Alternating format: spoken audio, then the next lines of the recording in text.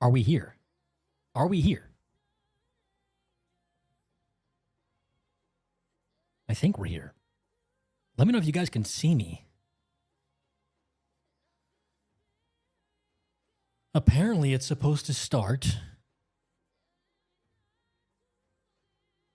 Here we are. Oh. I think we're... Okay, it's working. We're good. We're here. Awesome. Guys, welcome to the chat. Who do we got today? Ron, Daisy, Neo, Andrew. General Grievous is in the chat. The operator. Hey, guys. Welcome to my first ever, we'll call it an alpha, because this is not even a beta test.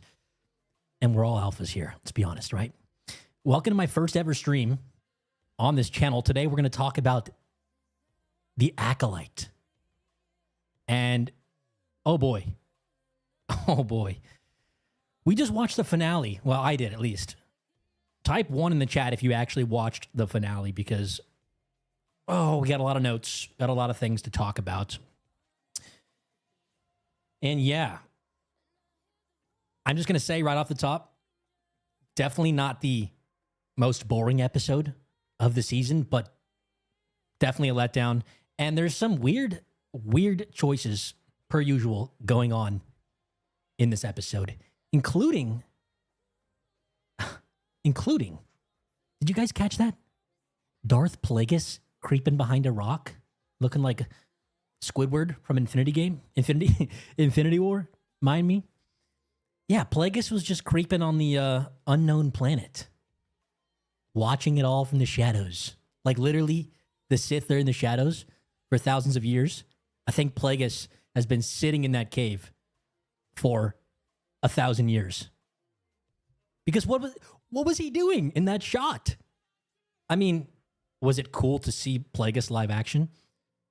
For sure. But is it cool to see him in this show? Absolutely not. No, that's not how we wanted the intro. You have a first impression, right? That you have to kind of take advantage of when you drop a new character or especially an existing character like Plagueis into your show, into your Star Wars show, your Disney Star Wars show. And you choose to do it in the 8th episode of this absolute doo-doo show. I want to cuss more, but you know what? This is YouTube live. I don't want to get demonetized, whatever. Oh, you guys should have seen me in my Twitch days. Yeah. Absolutely wasted first impression for Plagueis. Okay, can we get an F in the chat for Plagueis, please? Can we get an F in the chat for Plagueis? I think we have about 41 viewers in the chat as well. It wasn't an unnecessary ad. It was an unnecessary ad. Cuss, baby, cuss. Join the dark side. Do it. Love it. Love it is from my Twitch streams. Hello there. Ruben. Hello. Caden. Embo Enthusiast. Andrew. Kat. Carl. We got a lot of F's in the chat, guys. Yeah, this Plagueis cameo. Imagine a Grievous cameo, right? This Plagueis cameo was outrageous. In fact, I'm going to do a whole episode breakdown on this stream. But first, let's try to go find that little Plagueis cameo. It's right when they're leaving the planet. Osha and Stranger Boy. Discount Ezra Miller, premium Ezra Miller. What do you want to call him? Asian Ezra? He's a cool actor.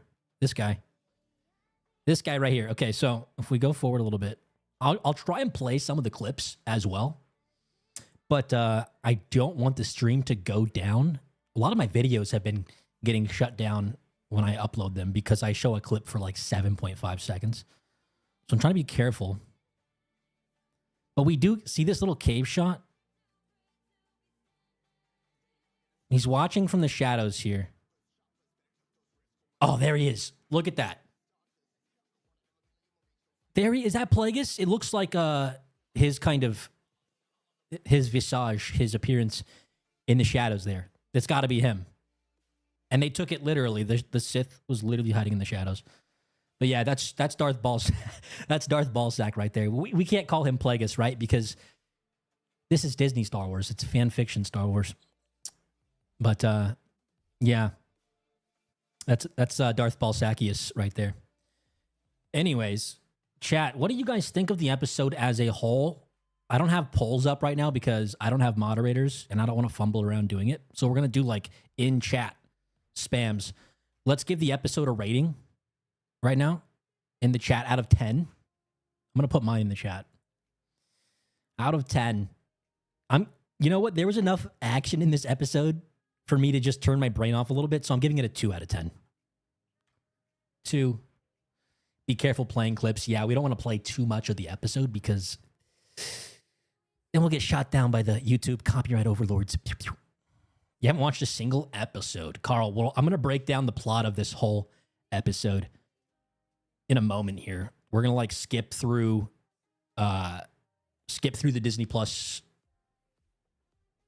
window here and we'll break it down. I got a bunch of notes as well, kind of recapping the episode, but yeah. 1.5, 6. Cat gives it a 6. 5. I am being like outrageously negative just because of the whole show has been kind of doggy, but it is what it is. Even if you enjoy the episode though, guys, I don't want you to feel bad. So this is not a place to just hate on people for enjoying the episode. Like I said, it's Star Wars stuff. So if you do turn your brain off and just like to look at Star Wars stuff, you'll probably have a fun time. But I tend to think about things when I'm watching them.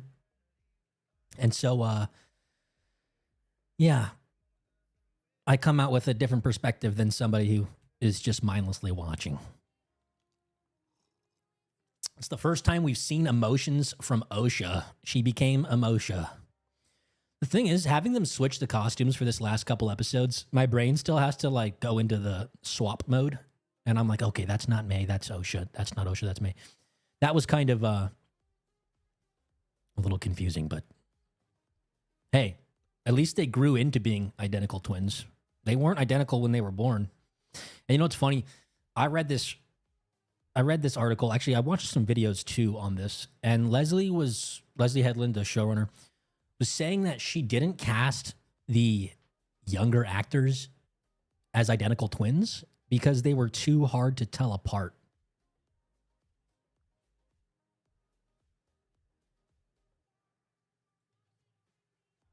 Also, is there some audio coming through from my... I think there is.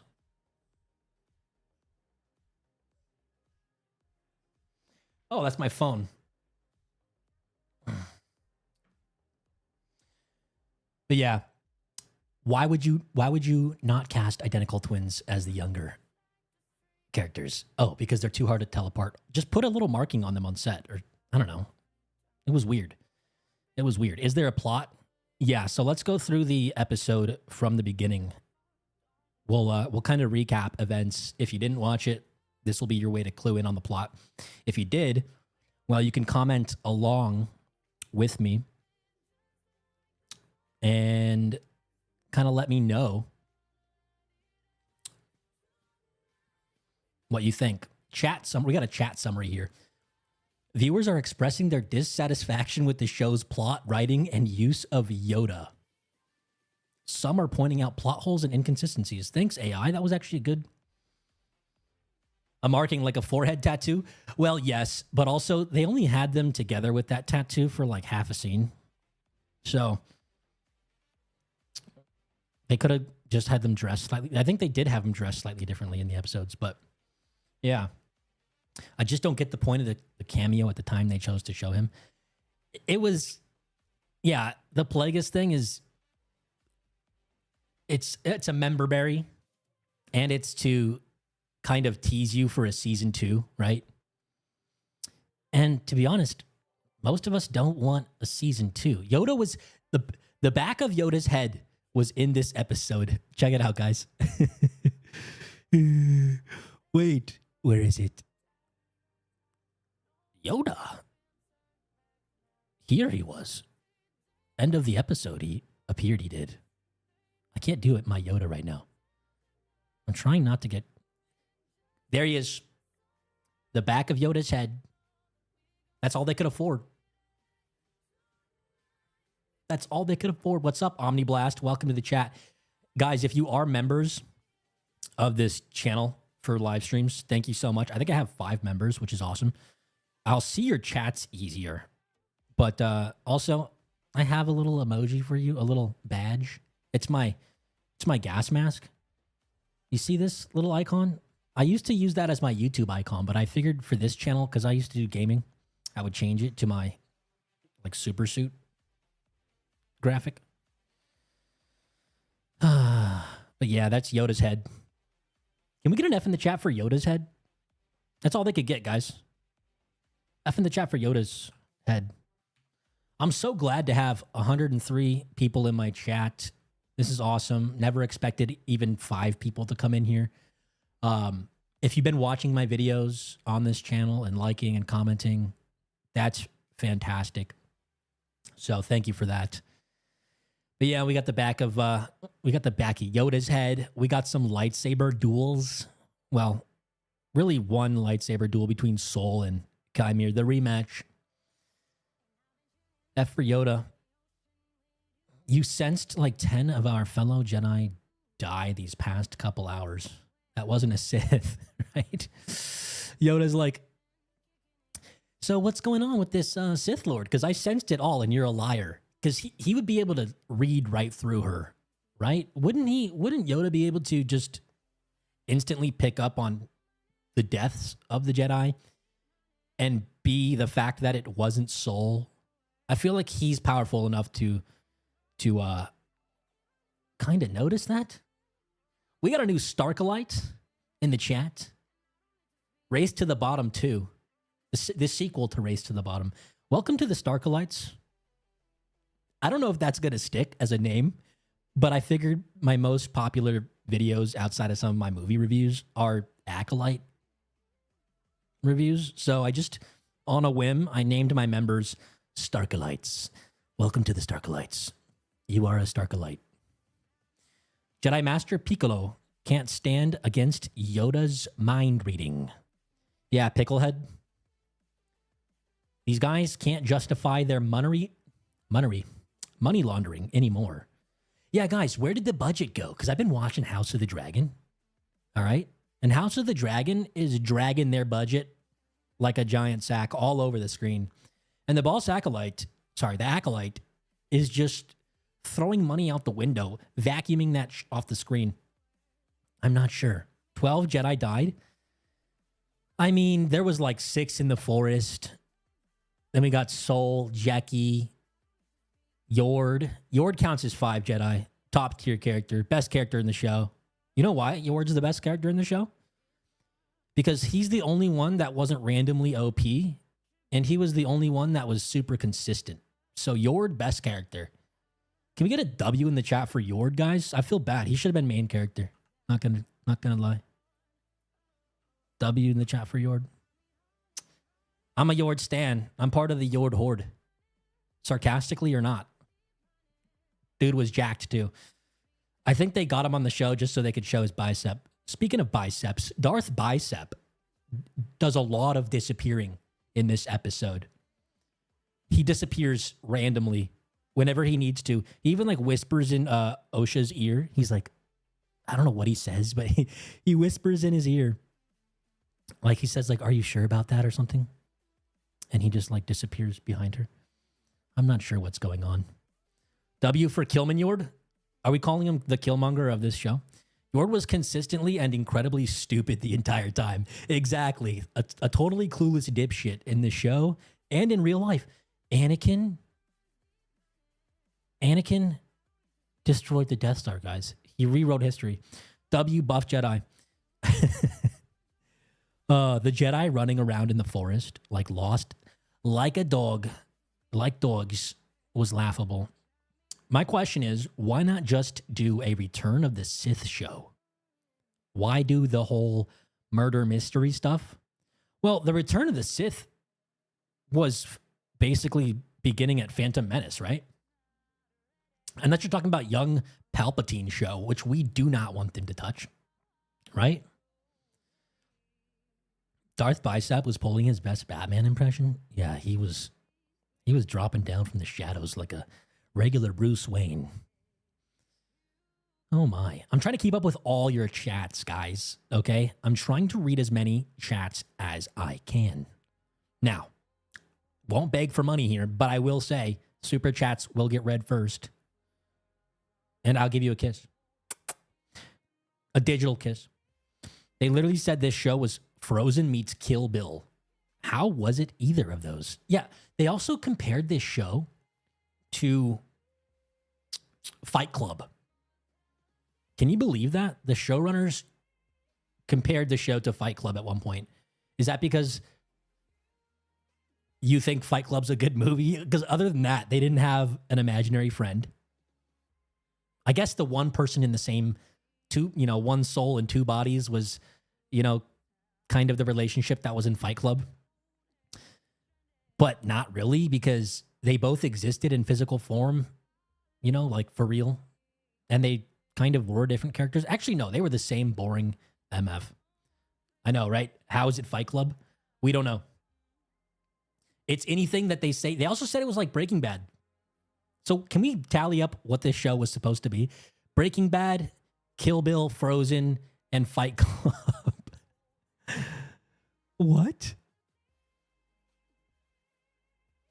I don't understand how you can compare the Acolyte. First of all, Frozen, absolute masterpiece gem. No, I'm just kidding. Breaking Bad is the absolute masterpiece gem that they compared this show to. They said the beginning of this show where May goes into the bar to fight Endora was inspired by Breaking Bad. So what if they're being serious about that comparison and not just tossing it out there as a buzzword for a headline? Oh my God, her name should be Leslie Headline. Lesby Headline. Nobody's ever thought of that one because she's making headlines left and right with these comparisons. How the heck is it Breaking Bad, though? The Boss Acolyte is better than Breaking Bad, unfortunately. Is this my first stream on this channel? Yes, this is the first stream. Guys, I was super nervous to just do a chatting stream with you guys talking about the show and stuff because I haven't done one before. But if you guys are enjoying this stream so far, type W in the chat.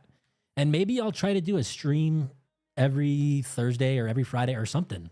Maybe once a week with you guys to talk about new shows, go over any new movies, maybe do like old movies, rewatches, watch parties, whatever it is. I'm thinking about oh yes, please leave a like on the video. Strogs, you're also a moderator now. I'm thinking about doing a once a month Star Wars rewatch live along with you guys, but turning it into a game of sorts, perhaps maybe a drinking game, so we can kind of raise a glass to Star Wars after the Acolyte has shattered our hopes and dreams. But yeah, I'm having an interesting time on my first stream here with you guys. Didn't expect this many people to be chatting and joining, so can we just take a moment here? Let's take in this moment and feel the power of many in the chat. The power, not only the power of one, not only the power of two. Say it with me now. The power of ooh. No, say it with me now. The power of many.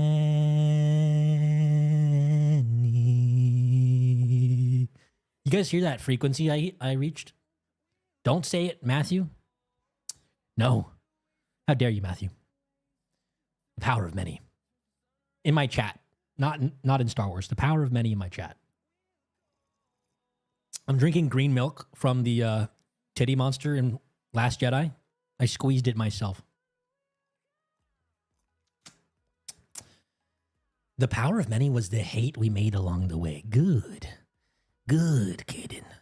Good. Now, I don't want any hate unless it's for the writing of the show. The only thing you can hate here is the writing of the show.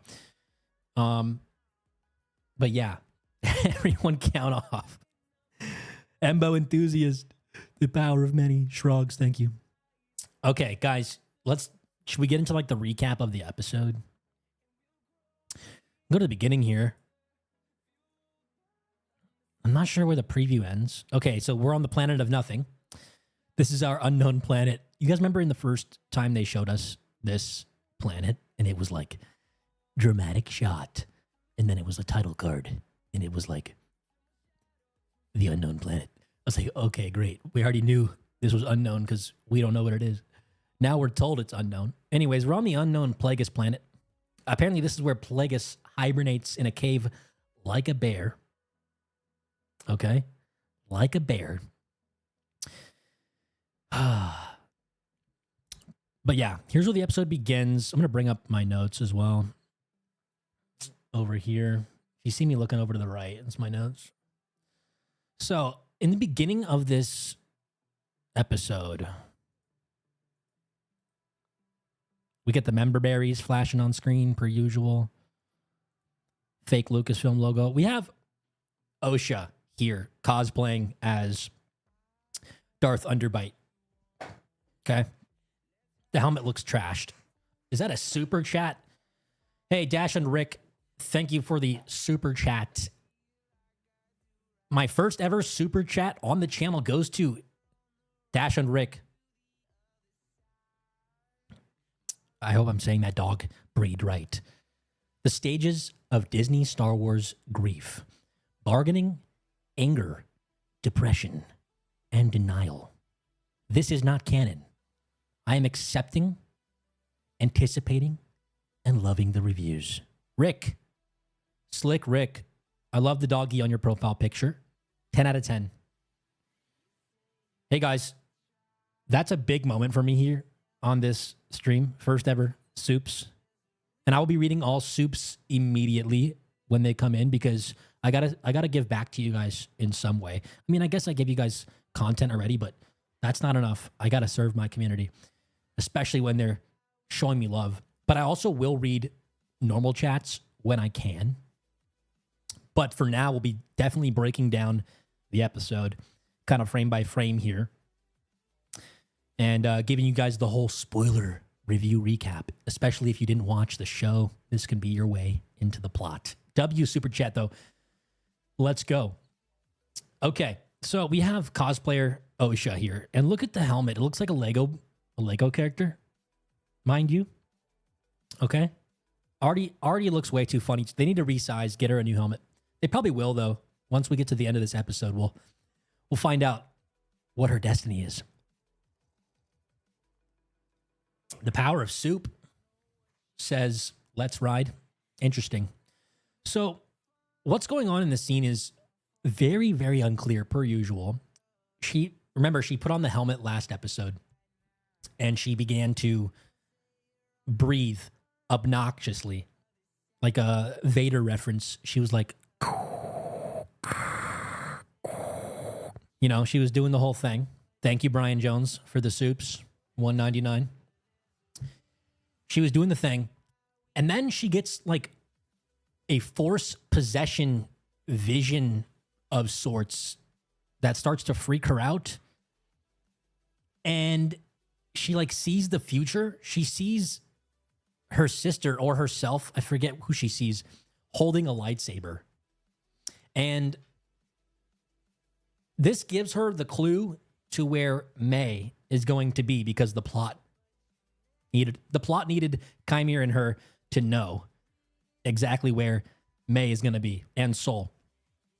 And so they can all converge and meet up at the end of the episode, right? So that's what this whole... It's not explained why she has this vision. Is the helmet haunted? Haunted helmet? I don't know. Wouldn't put it past the writers. Now, again, you don't need to explain everything in Star Wars, but I wish this show would give us more meat on the bones because it just throws things out left and right, like magically for the plot. And so this magic plot helmet, she gets the location of May in the future. And Qimir doesn't get to see this vision because he's not sharing the helmet. with her. You know, he's outside of her mind. This helmet blocks her mind from being read, so Qimir can't really tell what's going on. So she uses this as leverage against Qimir. She looks like Discount Skeletor. Yeah. And they then agree to go together to meet May. But here's the thing. Qimir was just going to take off in his ship before May and leave her, or before Osha and leave her behind without even knowing where he was going. It was the stupidest thing I ever heard. He's like, I'm taking the ship without you. And she calls him out on it. She's like, oh yeah? Where were you going to go? And he's just like, you're right. Where was I going to go? So it's just this forced drama to make this scene more interesting. Again, writing makes no sense. Where was he going to go? We have no clue. Fill in the blanks. Oh, right? I mean, no clue what's going on. Anyways, we get to this next scene. Oh, look, this is the Force possession right here. He is kind of sensing it. Once he like touches the helmet, he gets pulled into the vision for like a half a second. And they both like start shaking. So I guess if you get close enough, you can kind of sense. Or maybe she's strong enough to possess him. We have no clue. Look at that face. I think that's his O face. He needed to go get a pack of Newports. Probably. Look it. He goes full dark side possession mode, just like Torben, because of her. So this helmet is like allowing her to tap into her power somehow. We don't know. He grabs the helmet, pulls it off, and her eyes, she has these like Sith eyes. They're kind of red in the middle. Or I think Sith eyes are supposed to be like yellowish. I don't know. She has these weird possessed eyes, and it slowly turns back to normal. Sith eyes are yellow, right, guys? They're like yellowish red. Correct me in the chat. It's been a while. He does get possessed by her a little bit. Plagueis is, again, still hiding in a pipe somewhere in a cave, going full voyeur mode. So we don't know how much Plagueis is seeing this whole time. He could have been watching them sleep like a creepo, like a little creepo. We don't know. The power dynamic was so off. Why is the girl the boss all of a sudden? Well, she does learn how to fight very quickly without any training. She just unlocks her power. She goes full Rey mode in this episode. We have a new Rey. We can call this Darth Rey or Dark Rey. Who knows? Darth Rey, because she does go full Sith Lord. I'm instantly powerful. I guess that's the power of Sith. You know, you can access your emotions and instantly you're a good fighter. But again, Kylo wasn't a good enough fighter to beat Rey after all those years of training with Rian Johnson's puppet, J.J. Abrams' puppet. But yeah, she uses this as leverage. She does have the leverage of knowing where May is. So that is a power dynamic. That's all right. But other than that, it was just a strange episode, right? So yeah, we cut to our girl May here, dressed as Osha, talking to Soul. And let me get the subtitles on for this. We need a season 2? You love this season? What? How did you love this season? Guys, 1 in the chat for not liking the season and 2 in the chat for liking the season. I want to see how many 2s we can actually get. Apologize for my extra raspy voice today. It's normally smoother, but I'm excited and been making a lot of videos lately. You know? Felt very Matrix. So look, here's the setup for this whole scene. We have any 2s in the chat, though? We have any 2s in the chat? I don't see a single 2 so far. Does anybody vouch for this show? Why did they introduce Plagueis? This undermines everything. I mean, the show already undermined everything, so I knew that this was going to happen. Okay. Also, I'm going to skip ads. I'm going to be nice and skip ads for you guys, okay? Boom. I just skipped the ads. I could have just made $1 million on ads, but I skipped it, okay? Hopefully it doesn't play. Please don't play. I don't want those ads to play for you guys. I saw one guy say 2. Yeah, probably one person say 2. Yeah, I did. Dangerous robot with a dangerous opinion. It's okay. You're allowed to like the show and be in my chat. I'm not a anti-lover. I just have my points as to why the show is bad. Now, if something is, quote, objectively bad, does that mean that you can't enjoy it? I think Attack of the Clones might be an objectively bad movie, but it's a fun thing to watch because of the lore from George Lucas and some of the characters like Obi-Wan.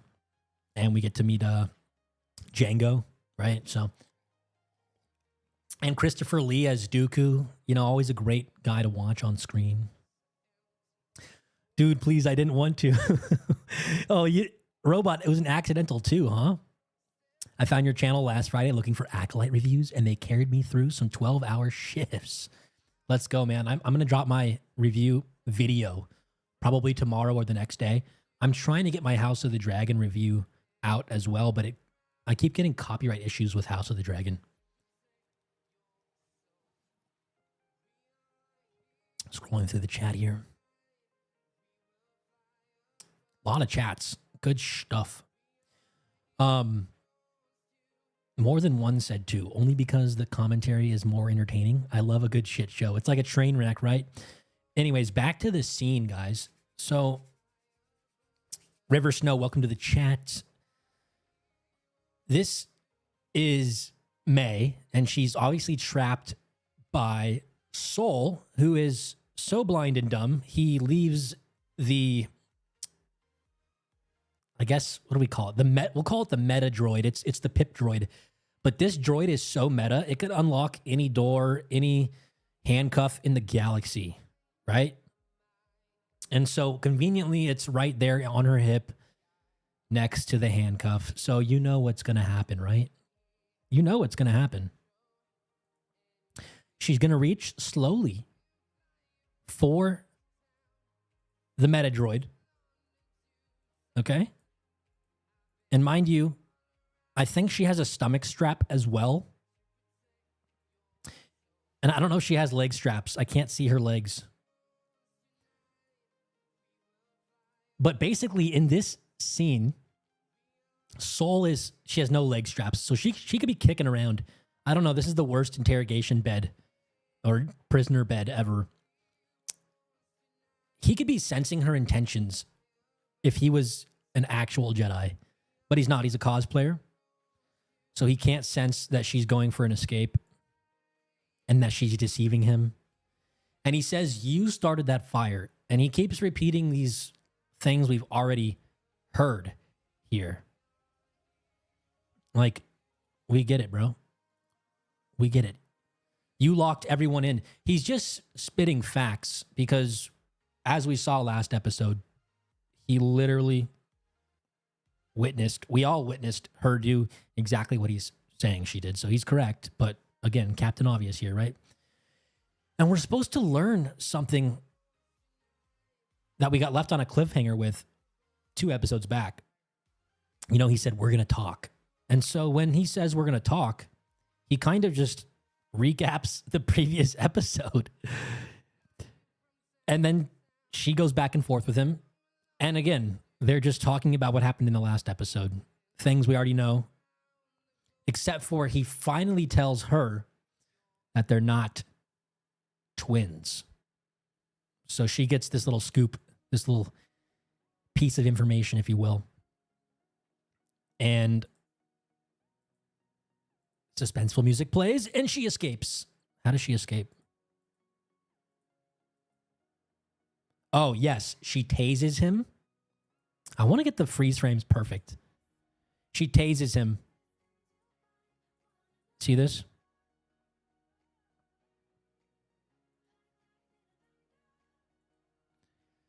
Because it's a meta droid. It has an instant taser unlocked. She knows exactly how to use it, even though she just figured out, or she just found it like a couple hours ago. She already knows how to use it perfectly.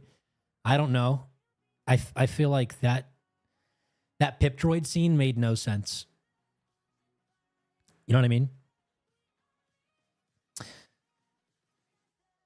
Let's read some of the.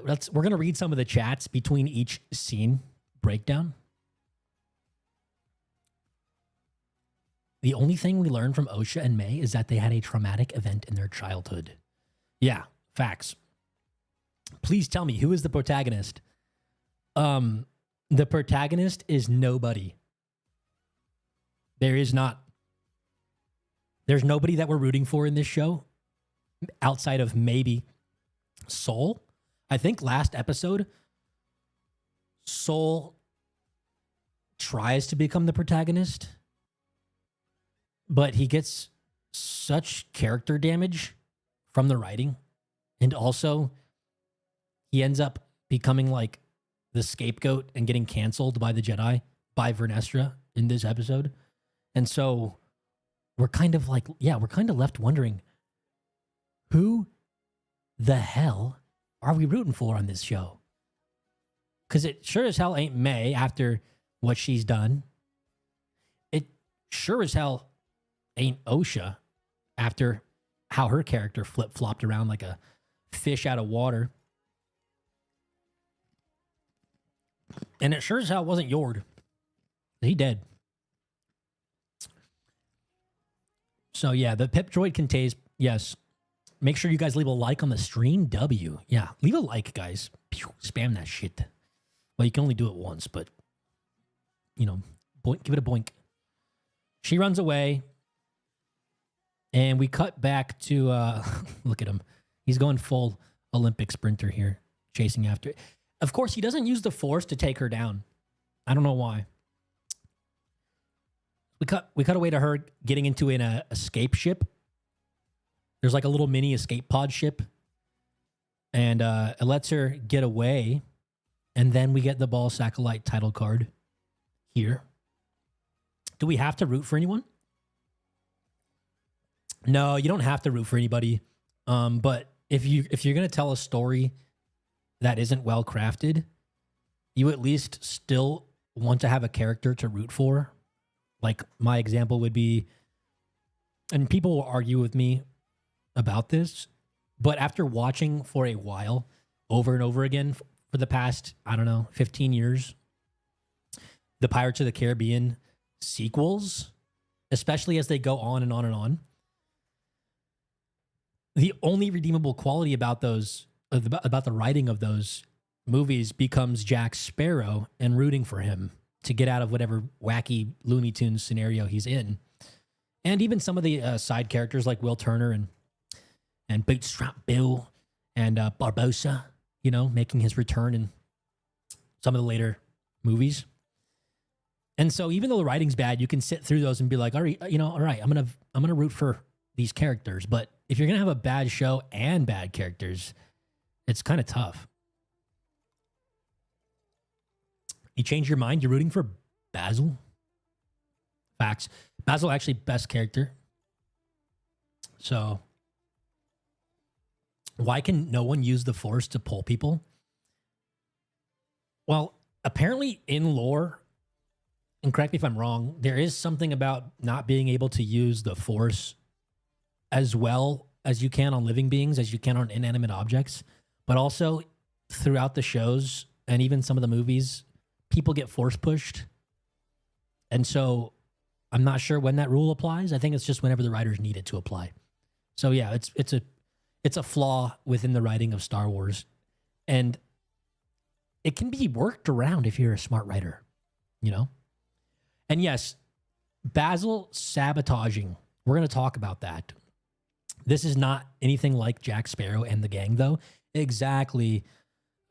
Well, that's my point, Kenobi, is that this show is, to me, and I believe I'm correct when I say this, is written and constructed poorly, but they don't even give us like really fun characters. They kind of give us a cool, potentially cool villain when it comes to Qimir, stranger guy, you know, Ezra Miller, Asian Ezra. He's kind of cool. He's a little flashy. The design is, you know, so-so, but outside of that, I mean, Jecki was super deadpan. Soul is kind of endearing in certain scenes, but he's not a character that you're like, wow, I can't wait to watch more Soul content. Whereas a guy like Jack Sparrow or Will Turner, and again, I'm going back to the well with the Pirates movies, those guys are people you might want to root for, but I digress. That could be subjective as well. Who knows? Maybe Jecki is the best character of all time for you, but she dead. She dead. Anyways, we get the title card and we move on to the chase scene where Soul disengages his ship from the what do you call it? From the main hub so he can chase her. And of course it's Star Wars, so you know how to fly whatever ship you're given. That's fine, I guess. And she takes it into this asteroid belt that surrounds the planet. And I believe they're now above Brenok, which is the home planet of May and Osha. And so that's pretty convenient. They hyperspace jumped there before doing this. But that was on Soul's agenda there. So not really a convenience, just a fact of where they are. Welcome to the Starkalites, Shrogs, by the way. You guys can become Starkalites. Dangerous Robot says, you are doing very good in your stream. Very good decision to read some comments after finishing a breakdown. Better decision than most of the important decisions in the Acolyte. Wow. Wow. And yeah, I'm trying to keep up with chats. There are a lot of chats, guys, so I'm going to try and look at them, especially when they make sense to what I'm saying right now. And I'll definitely read all soups. You know how that shit goes. Super chats get precedence, but that's not the only chats I'm reading. But anyways, they're in this chase. And here's where one of my main questions was. Let's skip ahead. This guy, Basil, he comes in, and you guys tell me in the chat, is this little dude a Jedi? Or is he like a recruited random sniffer, for lack of better words, tracker? Because I don't know what his agenda is here. He all of a sudden goes to sabotage the ship here to make Soul not able to chase down May. Whereas before he was helping Soul to apprehend May. So again, we have a random character flip. Unless he's a Jedi. Is he a Jedi? We never really find out if he's an actual Jedi. Because maybe if he's an actual Jedi, he could start to feel weird vibes from Soul. And then maybe he's like, what are you doing, Soul? But again, even if he was a Jedi, he should still be wanting to help Soul catch the prisoner, May, who's supposed to be this dangerous Jedi killer. So I don't know why he goes and does this. Let's check this out.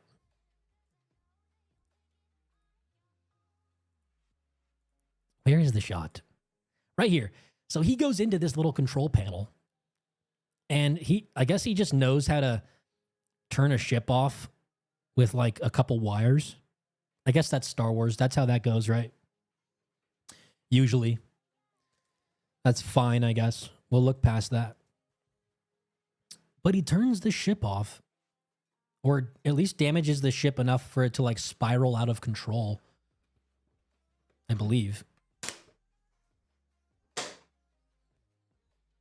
And it just didn't make sense to me.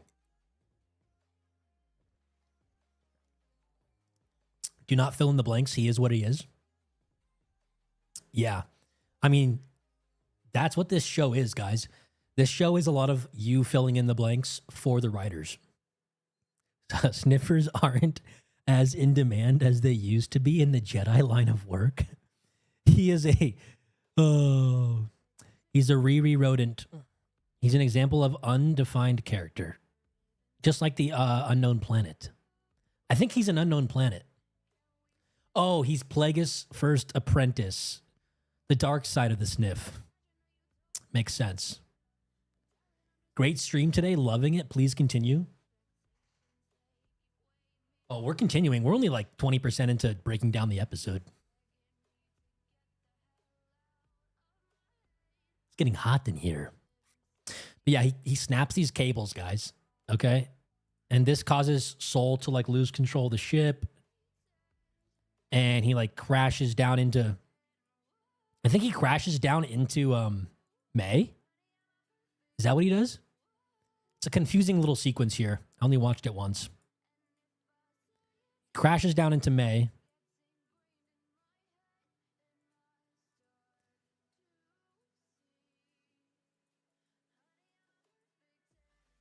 And she like loses control too.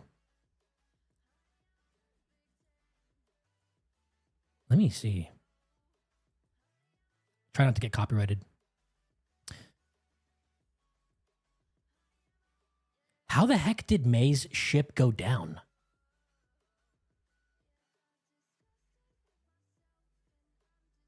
I don't even remember. Anyways, point is, plot happens and they both go spiraling down. And boom, they land on the planet. Perfectly okay, obviously, because plot armor, right? And we never really figure out that whole ship fight scene was kind of outrageous. I think in season 2, Qimir and Osha gonna give birth to Palpy. Wait, how would a black girl and an Asian Ezra Miller give birth to white Palpy? What? Hey, keep my seat warm while I turn the air conditioning up so I don't sweat my balls off. I am wearing a jacket. It's on me, but it's hot in here regardless.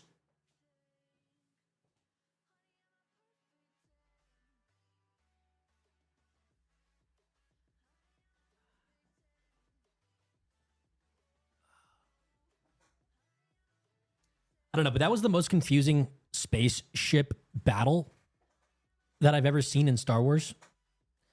Both ships just arbitrarily kind of crash on the planet. Because the beaver said so. He not wearing pants?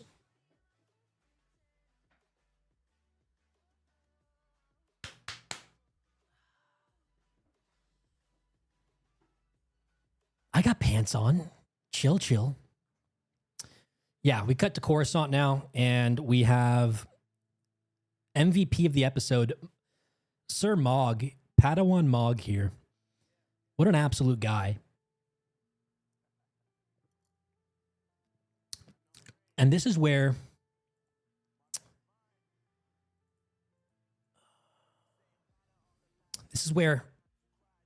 a Federation member is addressing Vernestra.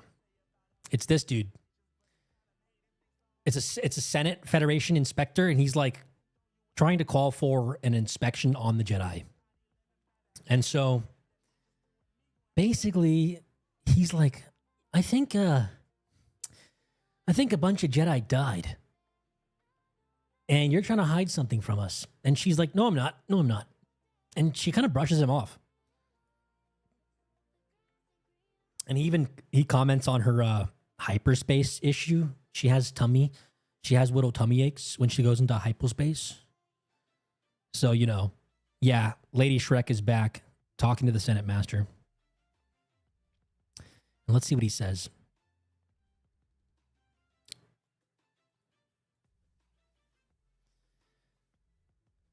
So, yes, he talks about,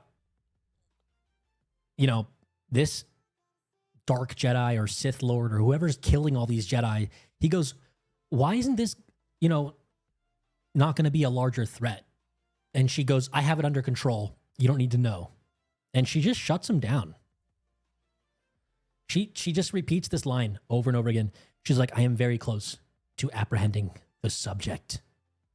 I'm very close to apprehending the subject. And that's kind of all we get from this scene. Thank you for your concern. She just kind of brushes him off.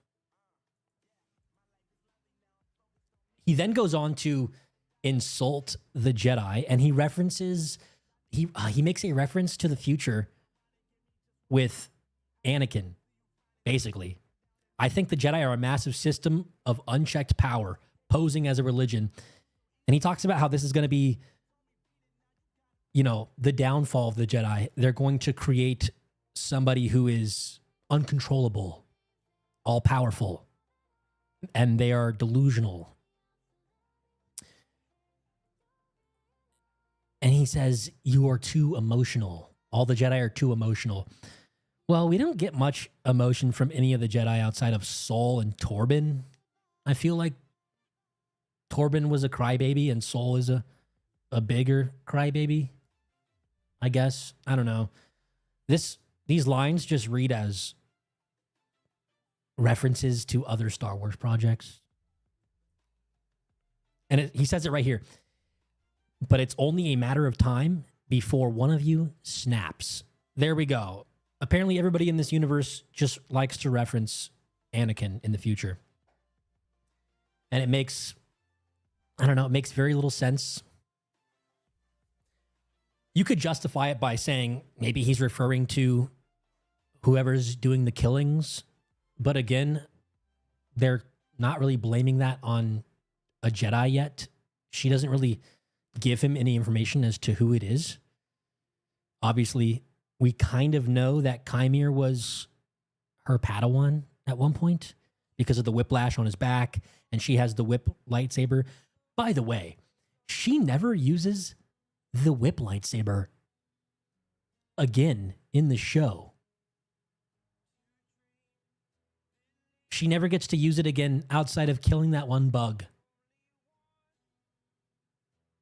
It was, oh my, an outrageous setup for a season 2 that nobody wants, right? So yeah, the Federation dude calls out the Jedi and he references Anakin in the future. And apparently the Senate has now been informed of all of the Jedi murders, but they're not informed of who did it yet, which is going to be a very important detail towards the end of the episode. That's like the crux of this whole episode, is who gets blamed for all the killing by the green bitch. Sorry, the green lady, Picklehead. Let's go to the chat for a sec. Ryan Johnson, nice name. He says, it makes perfect sense. How many Jedi have fallen to the dark side? You're making it about Anakin to fit your narrative. How many Jedi have fallen to the dark side? During the reign of the High Republic, there's not supposed to be many Jedi that have fallen to the dark side. So it's obviously the writers referencing Anakin.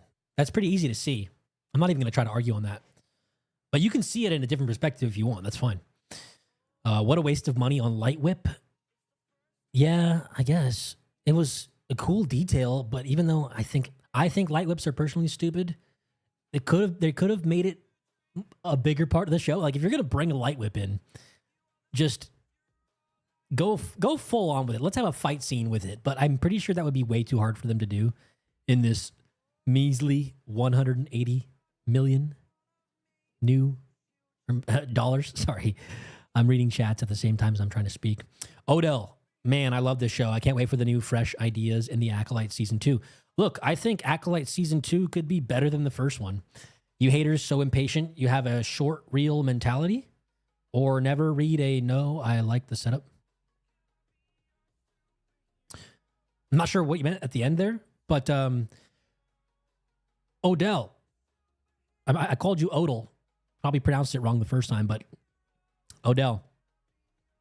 I don't hate the show just to hate the show. I just, when I watch it, it affects me in a bad way due to the logic of the writers and the motivations behind the characters and just the structure and the way the show plays out. Compared to better shows, it doesn't grab me. It doesn't make me feel things the way I feel when watching a show like House of the Dragon, or even a show that's gone a little bit more downhill, like The Boys season 4 it's got some shaky writing in it. It does, but I do feel a lot more for the characters in a show like that, even though there's writing issues in that show. So, it is what it is. Odell, you're allowed to have that opinion. And if you like this show, boom, you got a fun show to rewatch and you got a good experience. That's awesome for you. It just personally for me and a lot of people, we see these flaws that we know shouldn't be there if you're going to tell a story in a more efficient manner, especially with a $180 million budget. So, I mean, you can fight about the subjectivity of liking the show all day, and I can't really tell you no on that. But there are obvious flaws in the show, like the various character flippy floppies all over the place, and certain things. I mean, if I'm going to go through and repeat every flaw of the show, I'm going to have to go back to my notes and go through my episode breakdowns, but they're there on my channel.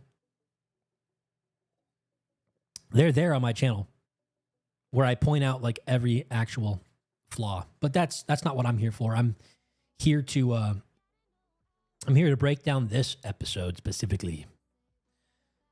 King Scotto says it's a glitch in the Star Wars universe. Atomic Flip says, I enjoy your videos. Thanks for doing this stream. This show makes me want to light my Ultimate Collector's Series Lego Star Wars AT-AT on fire. Don't do that. Don't go that far. I think Star Wars is still cool. I just don't think this show hit the mark. Like, I still watch the other Star Wars stuff. I even will go back and watch certain episodes of Mando and Boba Fett. Mostly the Mando episodes of Boba Fett. I'll watch certain scenes from Kenobi. I like when Vader is going through the village. It's like dusk and he like snaps somebody's neck. That was kind of cool. A bit strange, that show, and some terrible writing in Kenobi, but there's some fun moments in Star Wars to still be had, even with Disney. But man, I have a guilty pleasure of watching The Force Awakens.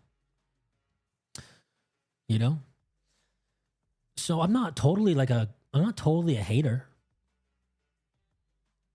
It's like a support group for people who care about good storytelling. Yes. That's what you can consider my chat today, I guess. See, I don't want to miss any of these chats. Okay, cool. I didn't miss any. Watching Annie versus Obi never gets old. I do like watching that one episode of the Ahsoka show. The member berries got me. Speaking of Anakin, the member berries got me in that episode. Even though it kind of makes no sense. The World Between Worlds is a very out there arbitrary idea by Dave Filoni that is a little interesting, if you ask me, but we're here to focus on this episode, so let's keep going in this plot breakdown, guys. He says, when you're looking up to heroes, you don't have to face what's right in front of you. So there's some layers to this dialogue. I like this actor. You can get a good reading out of some of this, but ultimately, it's in a show that was lacking. So it's a little too late. I wish these kinds of conversations would have happened earlier in the show. Because, I don't know, I didn't mind this interaction. It was new. It was fresh. And he's reported basically the lies, the cover-up that she's trying to do. He's reported it to the Chancellor. So the Senate is all-knowing now about this issue. Well, at least they're aware of the issue. And they're going to try and get the details out of her by the end of the episode. So that's kind of the plot here, is the Senate is coming after her ass. And they're going to do a Senate tribunal. And he says, good luck. And she's like, oh, shit, I got to find a way to get out of this because, A, we can't let the Senate or the High Council know that there's Sith involved. And we have to make it, look like an accident or something. Well, I don't know what they were thinking. But by the end of the episode, she ends up basically scapegoating Soul for this whole thing. And it's hilarious. So Vernestra is ultimately a very, very, very bad Jedi. Vernestra might be the most scummy Jedi, or probably the only scummy Jedi in the show. I think the two worst Jedi in the show are Torben. Even though he's good with a saber, I'm not gonna lie, Torben was pretty cool to watch when he was blocking those arrows, which, mind you, were shot one by one. I don't know. Maybe shoot Torben all at once. But he looked nice with a saber, but in terms of being an actual Jedi, her and Torben gotta go, man. He wanted to go home to his PS5 when he was on like one of the most important missions. And she ends up blaming Soul for everything by the end of this episode. She should have just screamed out here, I am the Senate. Because she's basically becoming like somewhat of an edgelord herself here. I mean, look at that resting edgelord face. We then cut back to the elephant porg family on the unknown planet. And this is where Qimir offers his one last chance for Osha to want to be trained under him as a little Sithling, if you will. And he says to her, he's like, did I give you the impression that I was a fair person? And she actually says, yeah, you did. You gave my sister a deal and you wanted her to be true to herself and come through on the deal. And he's also treated her pretty fairly here. And so, yeah, I don't know why he asked this. He is a pretty fair dude. When it's all said and done, he's not that bad of a Sith Lord. Jordan says $5. Fight was good, but Beaver's motives for sabotage? Yeah, we don't know what the heck that was. Also, Soul made a justified mistake with the Death Eater stab, but never gets explained. Every time Soul goes to explain something, he gets cut off. In the whole entire show, it's either the episode ends or a ship goes down or something breaks or somebody cuts him off. And so, yeah, it was unfortunate. That is, I gotta drop a like on that. That's funny. Great comment, Jordan. Thank you for the super chat. So they're walking and talking here. And what does she say? You should be trained, obviously. He still wants her as the Acolyte. He wants a Padawan. And then we get the infamous shot. Plagueis hiding in the shadows. Literally hiding in the shadows. So the writers took the dialogue kind of about the Sith hiding in the shadows super literally. I mean, my guy's literally lurking. Darth Squidward over here is lurking. He kind of reminds me of who is one of the champions of Thanos? One of the horsemen of Thanos that Tony calls Squidward in Infinity War. Like a decrepit version of that dude. But this kind of does look lore accurate to Plagueis in a way, I feel like. So they They didn't mess up his appearance. You can barely see him. He's got the yellow Sith eyes. But why does he need to be here? It's a total season 2 tease. Is this Darth Pedo lurking in the shadows? Is that what someone in the chat says? Ebony Maw. Yeah. Ebony Maw. You can't say that's him. I mean, who else would this be, right? We're all talking about this guy as Plagueis. Every single Star Wars fan that I've seen. Now, yes, we can't say it's him for sure. It could be Ebony Maw crossing universes, but that's like the same species face as Plagueis, no? Like Darth Plagueis.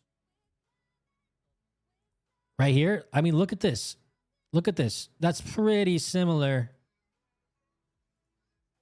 It's pretty similar. Sometimes he has this different head with this nose, but he does have like this Voldemort-esque appearance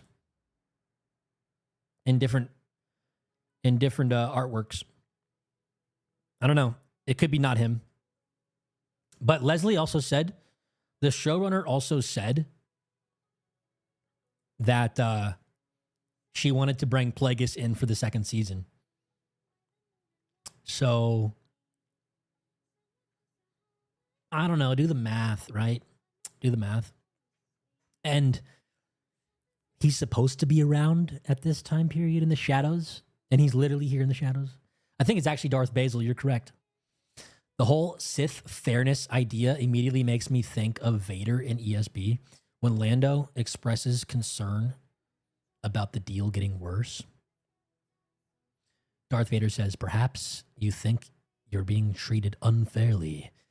Yeah, the Sith can make good points sometimes, you know? The Sith can make deals, be fair here and there. Ultimately, they do have plans to achieve control and power, and they'll do anything they can to get it, but they can be cunning and they can strike deals like they did with Lando. Basil is the key to all this. Why did they give her new toys, given the shit she's done with the ones she has? Oh boy. Oh boy. Atomic Flip says she actually wanted to do a whole Plagueis Palpatine story.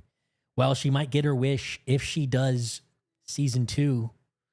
She might get her wish. I'm trying to get good chats and bad chats in. If you like this show, I'm not going to attack you, so you could speak up too. I'm sure I missed a bunch. I can't read every chat, obviously. Okay. Embo, you're crazy for that one. Atomic, favorite line from the same film. I am altering the deal. Pray I do not alter it any further. And he takes like, he force pulls Han's blaster and blocks it with his hand. Yeah. Great. Amazing, sensational scene with Vader and Empire towards the end there. Yeah. Squidward. This is Darth Squidward. We're going to call him that.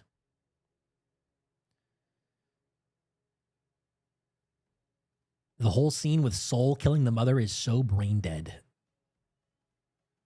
Yeah. Unbelievable. Okay, we'll continue. We'll continue. Somehow the Acolyte returned. Trina Stewart says the series would have been good if they would have told the series from the villain perspective as the main character's protagonist. Yeah, they could have had a way more of a focus in this show. Qimir was kind of interesting. He was starting to become interesting, you know, especially when he got in that bath, that hot spring. So Soul managed to touch down the planet. I guess it's just funny when he gets like a Looney Tunes transition, the classic Star Wars wipe. I guess Soul manages to land his ship pretty safely after Basil like messed with it. So he regained control of his ship. I don't understand the whole Basil messing with him thing. Maybe he got a message from Vernestra and she was like, make him crash on the planet. But again, I'm filling in the blanks for the writers here because we never understand why Basil made him touch down here on the planet by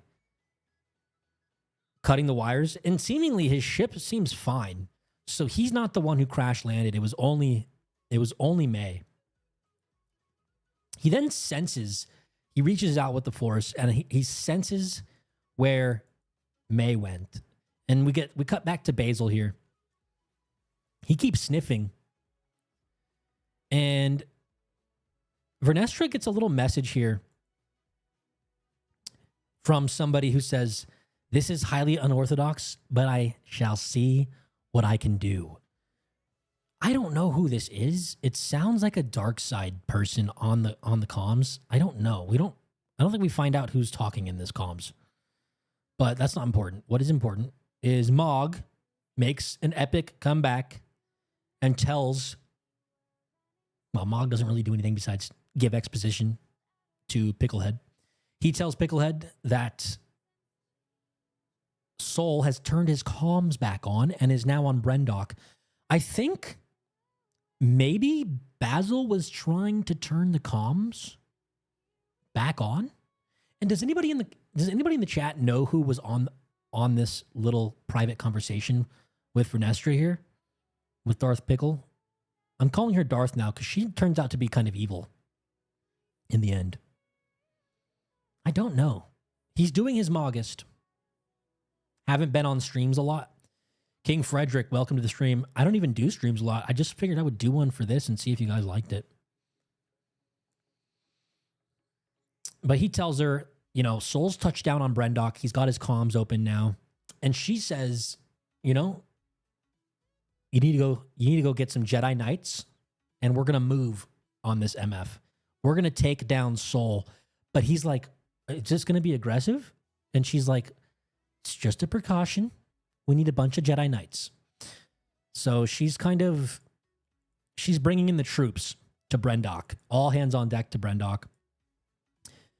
Now, May and Qimir are making their way towards Brenok as well, so we can all have a grand finale and everybody can finish in the same place. Don't take that the wrong way. And they all get to this planet at the same time because going to the Outer Rim in hyperspace doesn't mean anything in this show. It takes 5 minutes. So he notices that there's a ship arriving.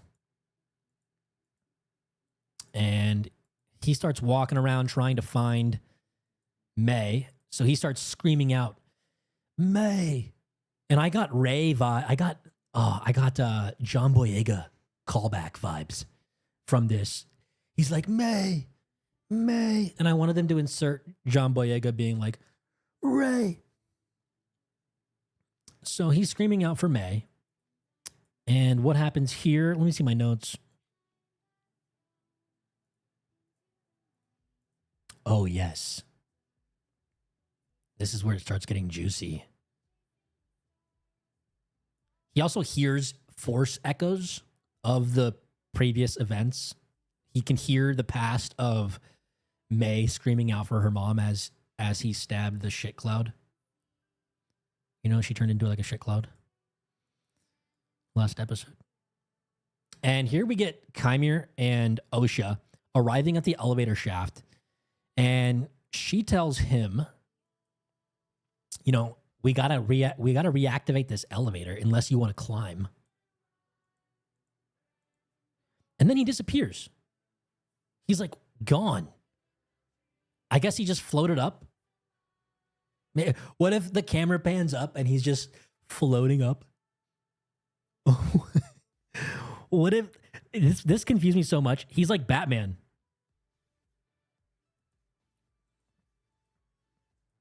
So what does she say? Getting this elevator operational is the only way in. Osha, you watch this whole place burn to the ground and become unoperational. Non-operational? Whatever. How are you going to get this elevator operational? What are you going to do? You don't even have your little pip droid. I don't think you do, right? So you're not going to get this elevator activated. Anyways, he disappears like Batman. He's gone. Boom. He's secretly a Force ghost. Oh. But yeah, he's flying away. He's going to go do whatever he does. Then we cut to Saul walking through the training room. And he walks to the edge. And I think this is where he saves Osha in the previous episode. And watch how convenient the timing is. Also, Jordan, thank you for the $2 hauler. He Death Eater smoked himself. Yeah, he totally pulled a Voldy or a Snape. Only from the movies, though. In the books, I don't believe the Death Eaters in the books in Harry Potter could not fly like that. But, quick sidebar. Someone told me once that in the movies, them flying is a visualization of them apparating. That's how they tried to justify it, like the smoke effect. But I didn't buy that either. But yeah, they can't do that in the books. But Qimir can do Death Eater smokes and fly away or whatever. We didn't get to see what he did. He could have just floated up. We don't know. But anyways, Soul is walking up to this elevator shaft, whatever this is, the bridge area where he failed to rescue May, and he got Osha last episode. And he starts hearing the power of many. It's not exactly the power of many chant, but he starts hearing this like humming of like the lesbian space witches. They're like doing this weird hum in his head. And so this place is like infected with their spirits or something. Very unclear, but kind of cool, I guess. Anyways, this spooks him. So he's like, I gotta go. And he gets away, or he walks away. And who do you know comes up right on cue? Perfect timing, just like everything in this show. A hand. Boom. It's May. It's going to be May. And yeah, he doesn't sense her at all, I guess. After being around her, you know, interrogating her, getting familiar with her presence. I mean, he was able to sense that she was in the village, which is why he walked in here in the first place. But he couldn't sense the fact that she was right there beneath him. He didn't even want to look. All he had to do was look right over the edge. And boom, would have found her, right? So she starts walking around. And who does she meet? Who's it going to be, guys? Give me a guess. Who's she going to meet up with? In her old little bedroom here, the one she burned to shit. Who's it going to be? Well, we know that Osha is very good with technology, so she's just going to plug in some wires and the whole thing's going to work again, even though the electrical circuitry that powered the whole village was burned to shit. She's going for the wire, the rewire. Elevator powers up. Are you kidding me? Wait, I missed this detail on the first go. No shot. You can hotwire an elevator after the entire power system has been burned to shit by your doo-doo head sister. Chat, that's a big F. Okay, that's probably one of the biggest Fs so far in the episode. If we're going to nitpick logic. What the heck is that? And the generator blew up, yeah. So she can just hotwire the elevator. Are you kidding me? Swolo Ren, says Ravon. It's easy to hotwire. I guess it is. But like, how does hotwiring fix all of the generator components? You know what I mean? Like if I cut your power to your battery in your car, just because you use the hot wires doesn't mean it's going to reconnect the battery.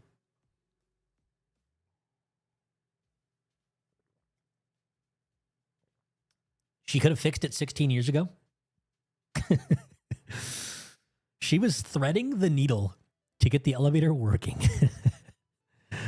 Oh my. You know, in other shows where the character work is brilliant and most of the writing makes sense, yada yada,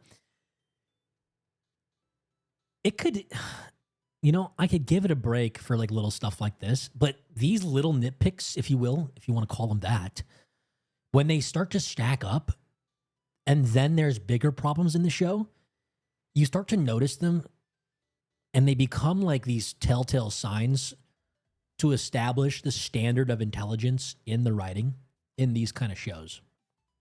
And so that's where we're at. That's where we're at. We're looking at stuff like this. Also, because there's not a lot of interesting things that happen in these scenes. And so even the little stuff becomes big. You know what I mean?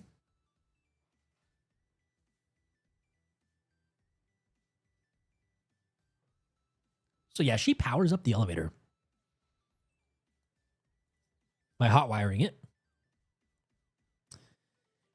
Kylo 10, thanks for watching this garbage so I don't have to. Here's money for you instead of Disney. I need some cool sound effects. I have a whole soundboard in like Stream Deck. I need to give you guys like some cool sound effects for next stream. But for now, take my thumbs up. And thank you for the super duper chat. Kylo 0. Yeah, so she powers up the elevator using the power of Yas. Don't question it. Do not question it. And Soul keeps wandering his way around the haunted mansion. And he hears the stranger, which is Qimir. And he is now going to have a little battle with the stranger. Boom. Powers up his saber. Boom. Powers up his saber. Don't want to play too much and get caught for copyright, but you got that little shot there. That was cool, yeah? And then they clash. They clash. And this saber fight, guys, honestly, wasn't that bad. But my main criticism with the saber fighting in this show, and perhaps after this episode, if you guys want me to stream more, I can go break down the previous fight scene from Possessed Kelnaka, because there are a lot of intentional whiffs that are just so slow and obvious that when you watch it at a slower pace or even just like pay attention in real time, it starts to add up and you're like, wait, who's doing this choreography? You know, like 12-year-olds?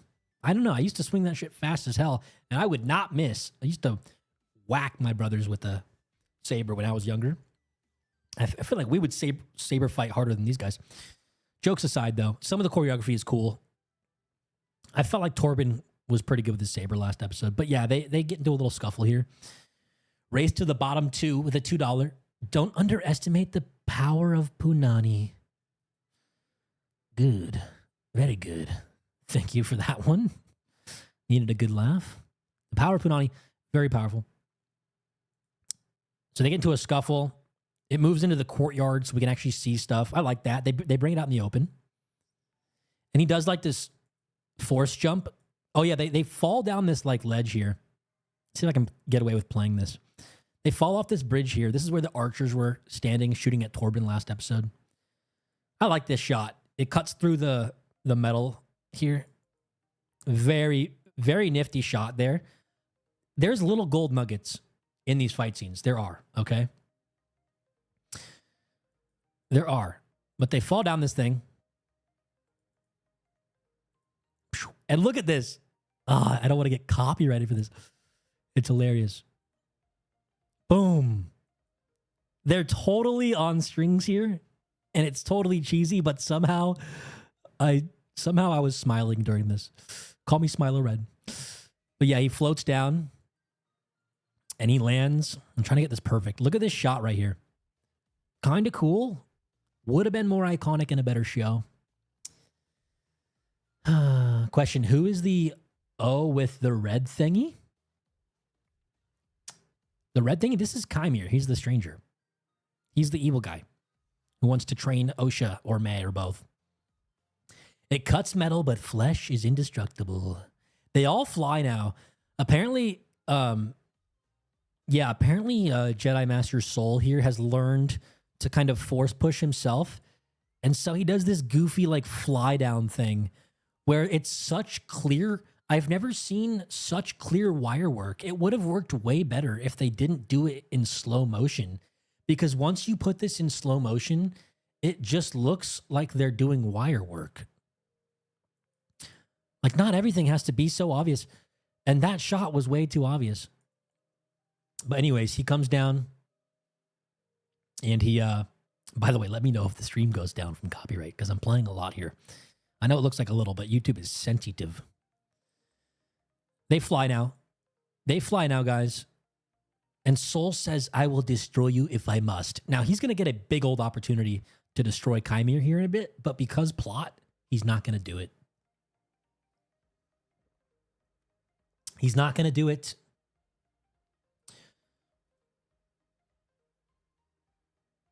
Thank you for all the chats, by the way, guys. Brian, thank you for the 2 earlier. I missed that. I'll be checking those throughout. And the regular live chat, I'll check as well. I will destroy you if I must, he says. So then they go on.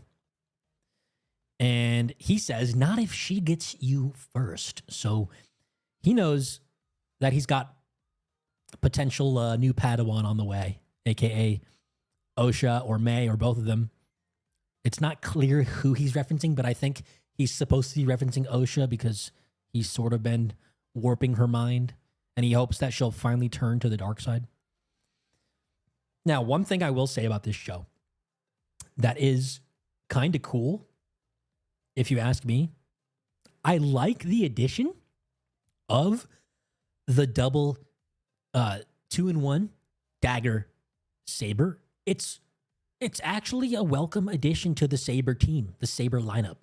You know, we've seen dual bladed, we've seen dual wield, we've seen hilted cross. What do you call that? What do you call the crossbar on the hilt? The Kylo saber. And we've seen standard sabers. Now we got the dagger saber, and I'm kind of, for all this show, you know, all the shit this show does that isn't cool, I'm kind of digging the dagger saber. It's really cool. That's all I'm gonna say. I'm not a total hater. Okay, type 1 in the chat if outside of all the other stuff, crossguard, yeah, crossguard build. My bad. Type 1 in the chat if you actually appreciate the dagger saber, because I'm gonna say it's kind of cool. All right, I gotta give some points to the show. Yeah, the crossguard saber is what I was trying to reference with Kylo. But he's got the dagger saber, and I really do appreciate that. Like I said. So we move forward in this fight scene. And also, we get some saber swings. See if I can show some of these.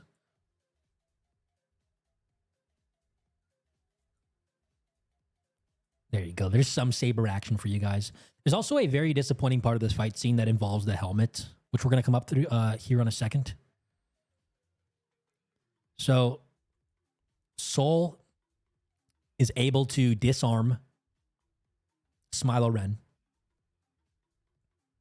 Awfully close here, though. He does this jump kick, kicks him in the chest. Boom. And then Smilo decides to throw both of his sabers. He throws, all right, see this? He throws both of his sabers. And I just skipped an ad for you guys, by the way. So if you get an ad, it's YouTube's fault. I said skip it. He throws his sabers around Soul, and they kind of boomerang back But right when they boomerang back, Soul does like this Super Saiyan blast right here. Boom. And he blasts Smilo. And here's one of my main issues is, again, it's selective force usage. And what do I mean by that? Well, he clearly has the ability to affect Smilo with the force in this moment. Yet all he does is use it once because there's sabers flying at him. I wish there was more of an explanation for why you can't use the force on people at certain times. And I know I have the solution right here. You need to use visual cues to show the Jedi and Sith, whoever's fighting each other with the force, going through a mental battle at the same time as a physical battle. So that could be done through certain body movements, certain facial expressions, different camera cuts to show that, yes, both of them are fighting a force battle at the same time as a physical battle. Because I know in a lot of either comics or fantasy, when there's like telepathic fighting involved, they're able to describe those in books a lot better than they are to show it on screen. But correct me if I'm wrong, I think even in Star Wars lore, like in novelizations and comics and stuff, they do touch on the fact that they are fighting with the Force and trying to fortify against Force attacks as well, at the same time as using physical attacks. And it a lot of times comes down to only being able to effectively use physical attacks because both sides are fortifying themselves against the Force. But they don't ever show that in the shows, so you're just left wondering, like, why aren't you using the Force? You know? It's just weird. I'm going to be $150 and say this. That was flashy, but impractical. Yeah, I don't know why he threw the sabers in the first place. It was weird. They're like, which kind of moves can we toss in to the show? It would make more sense if he threw the sabers when he was like being trapped under something where he couldn't move, and his only move he could make was to throw sabers. But even then, throw both sabers? Do you need to throw both sabers? I don't know. The audience had to go through a mental battle to sit through every episode of the series. Atomic. Sorry, that was too easy. Yeah, Atomic. I feel that comment 100% there. Clever guy. Could have used the Force earlier to save both Osha and May. Yeah, that was the big issue with that scene in the previous episode. Apparently, the lore explanation of that is that it's hard to use the Force on people. But then how is he able to use the Force on people, especially bigger ones like Smilo here? Maybe he's channeling his dark side energy. I don't even know. I'm trying to write fan fiction in my head to fill in the gaps. You know what I mean? You know what I mean? But yeah, they go through this whole fight scene. And Smilo gets his saber back, reconnects it into one. Boom. See, I like that. It is pretty sweet. Not going to lie. Pretty sweet. His saber is the best thing to come out of this show. I don't even like the character that much or the show, but if I had a bunch of money to spend on sabers, I'd definitely buy the dagger saber combo. Not gonna lie. I'd buy it from Theory Sabers. Shout out to Star Wars Theory. I think he's a pretty cool guy on the internet. Pretty good YouTuber. So finally, the confrontation between the sisters, the twins who are not twins, the twins who are the same person, Fight Club style, but with two physical bodies. They finally meet up in their old bedroom. And they confront each other. And remember, Osha's wearing the dark, and May is wearing the light outfit. And this is where, let me go to my notes here.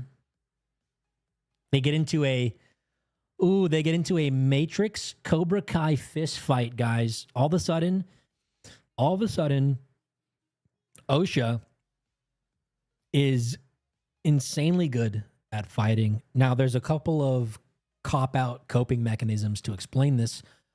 A, her and her sister are the same person, so maybe she can download Rey style all the fighting mechanics and abilities into her head from her sister, because, you know, May was trained in the Force and Osha wasn't. So maybe there's some sort of Wi-Fi link. Look at how funny this is. I'm sounding ridiculous trying to make this up, but who knows? Maybe there's a Wi-Fi link. Or she's channeling dark side. You know, she's giving Yas. That's all I got. That's all I got. But yeah, they go into a big old Cobra Kai Matrix fist fight here. Also, May, in this scene, she says that all of her failures, all of Osha's failures, and all of Osha's negative emotions are because Soul killed their mother.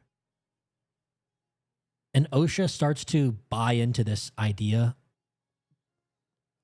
And it's just cringe because he did it out of self-defense. Now, I know May is like manipulating her sister here in a way.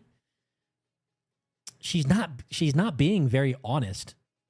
She's almost coming off like a Sith Lord herself, but we also know that she turned against the Sith Lord.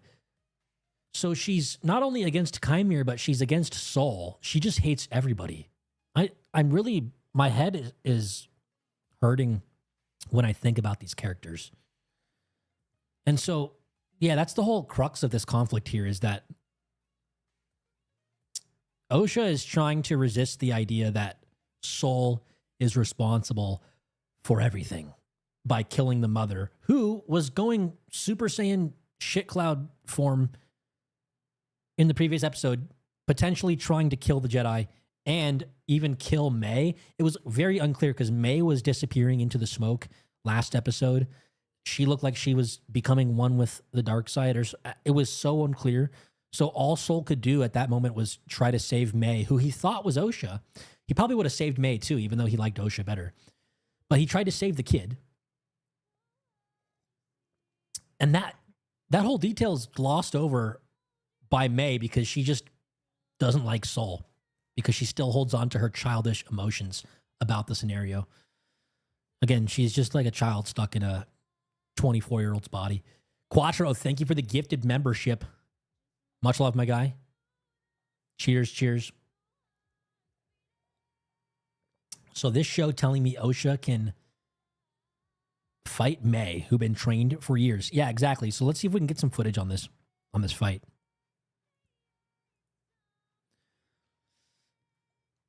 And also, Osha obviously confronts May for burning the village down because she didn't want to be having her sister become a Jedi. Yeah, we know this. This conversation doesn't go deeper than that. And the biggest reveal is that Osha learns that Soul killed the mothers.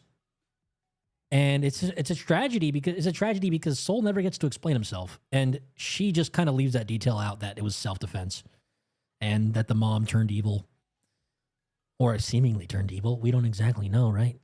We don't know what the hell is going on ever. We're left to assume things. And so here we go. She talks about the reason why she failed the Jedi tests is because she could never learn to calm her negative emotions. So she was just too rambunctious, too emotional, too sag.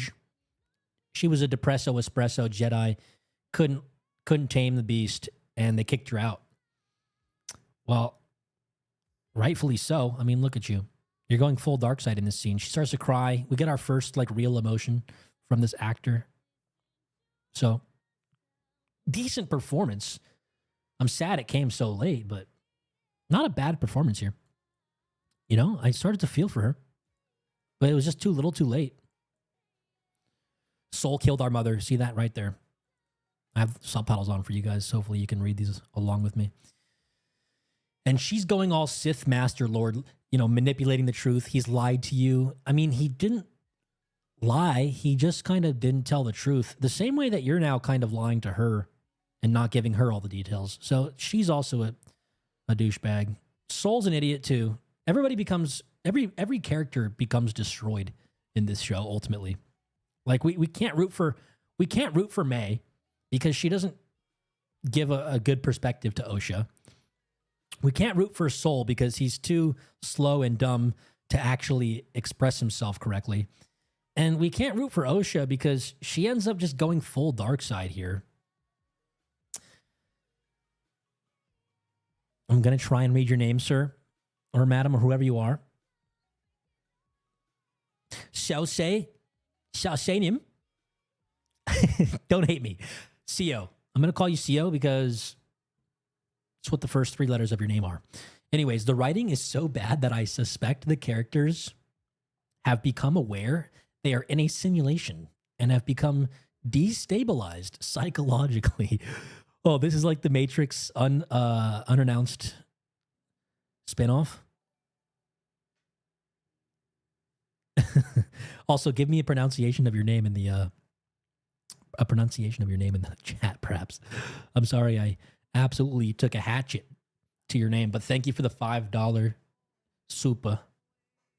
The writing is so bad, yeah. I mean, that's a crafty way to put it. Good on you, mate. Appreciate that one. So yeah, there's the whole manipulation thing going on here with Osha and May. She's trying to come to a consensus, and at least she does reveal finally that, yeah, you got to learn eventually. Soul stabbed your mother in the stomach, and unlike Sabine Wren, the mother died because Sabine Wren is Dave Filoni's favorite character, or one of them, besides Ahsoka.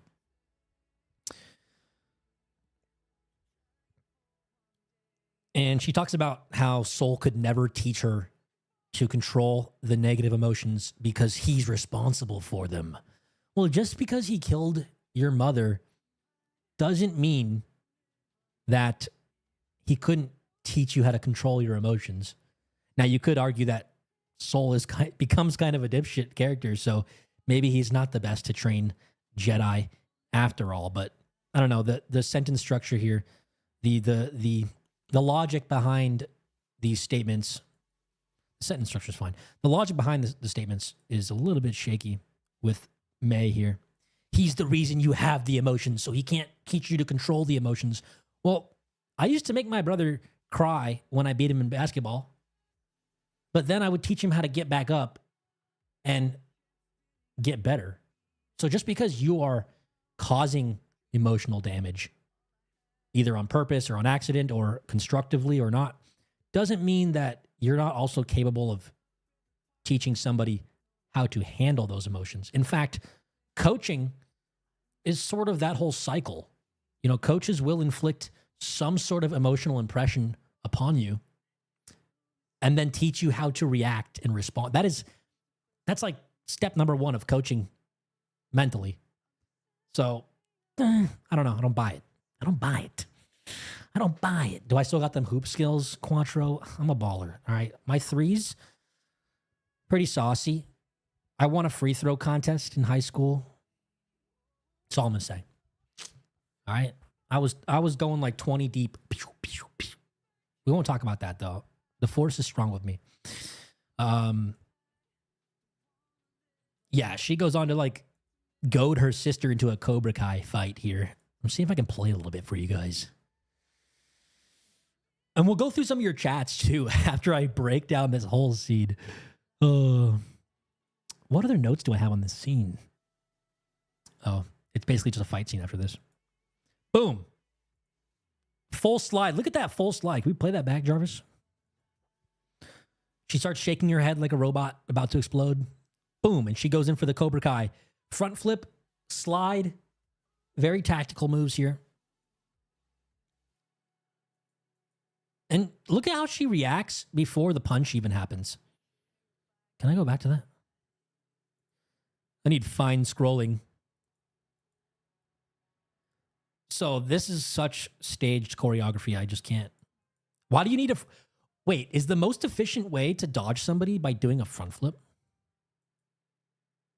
Perfect pause. Perfect pause right there. Oh my gosh. Yas. We hit the perfect pause frame. Someone said, welcome to streaming. Yes. If you're here right now, give me a good old W in the chat because this is my first stream. First stream ever on this channel. I used to do game streams a while back. I'll probably be playing some games on this channel at some point with you guys to talk about things and hang out. But yeah. Why is all the gravel on the floor? It's so they can do cool scenes. Cool stuff, bro. Don't worry about it. Don't worry about it. I know it is kind of funny. The gravel is just a cool effect for the showrunners to put into the scene. So it just needs to be there. Also, I guess things did kind of shake around. The gravel is the least of our worries. The gravel is the least of our worries. So many W's. Thanks, guys. But yeah, look how she reacts to the punch. You seen this? Are you seeing this? Oh my God. Oh my God. How is your react? I guess she's one with the Force. Sorry, gotta walk myself back. She's one with the Force. But she reacts in such a weird way. Like prior, even though it's a Force thing, it still just comes off as like, I don't know. Maybe I'm just being unfair. Whatever. I don't know. That looked weird to me. Yeah, they go Cobra Kai here. They go Cobra Kai. And they don't have sabers. So obviously it makes sense they got a fist fight. I'm not really complaining about the fact that they're fist fighting. Like, what is this? She goes for a kick. What? I need to watch like expert level Taekwondo masters break this down. Or like judo masters, MMA masters. Break this down because holy smokes. Holy smokes. Let's watch this. The hand-to-hand stuff when they get close isn't that bad. But it's stuff like this. Boom. Look at how far away that miss was. And then she goes for a perfectly timed leg sweep as she's doing this like backflip stand thing. And like misses by an inch. Even though the legs were never there. The legs were never going to be there. It just... Need I say more? I'll have to do a full breakdown of this soon. I'm not even a fighting master. I just know that things can look stupid or intelligent on screen when you see them. It's not super hard to break down, right? Did they slow-mo that? Yeah, they kind of did slow-mo. That's like an 80%, maybe 60% speed. I don't know why they slow-moed this. And then look, they lock arms. They gave each other a dead arm right here. Oh, this is hilarious. This is hilarious. This fight goes on for a while. Oh my God, no. They do this arbitrary leg kick to make a cut transition. Let's go back and look at this. The look on her face was the look on my face during this whole fight scene. Okay, leg kick. Oh, no. They go for the ultimate scissor. Wait, I shouldn't have said that. No, chat, redact. Jarvis.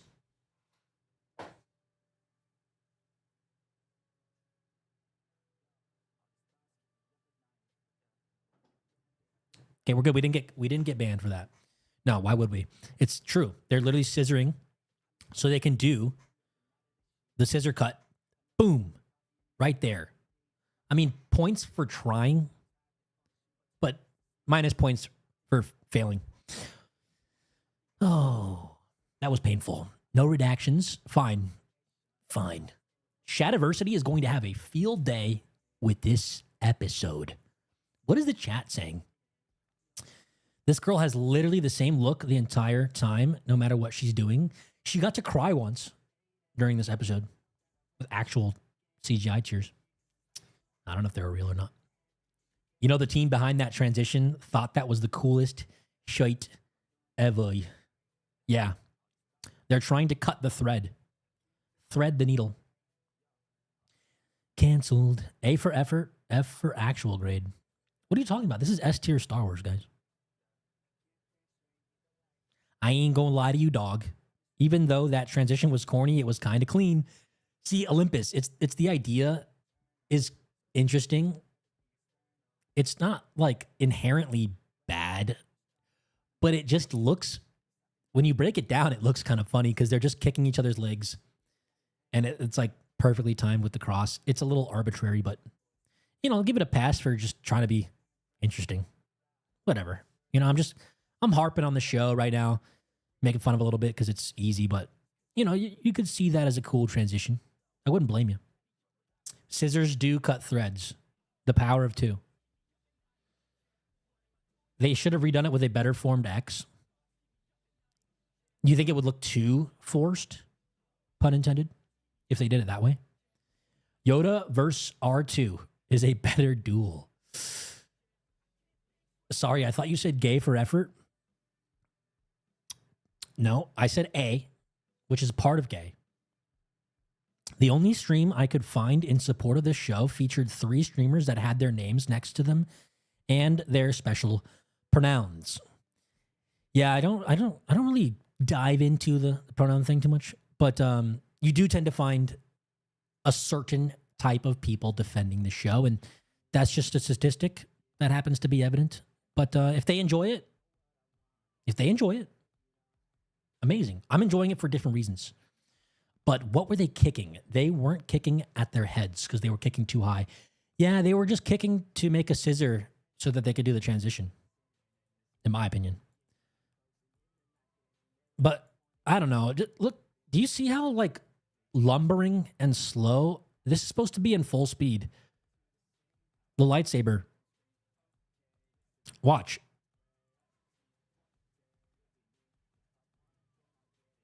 I just don't. I'm trying to buy it. Boom.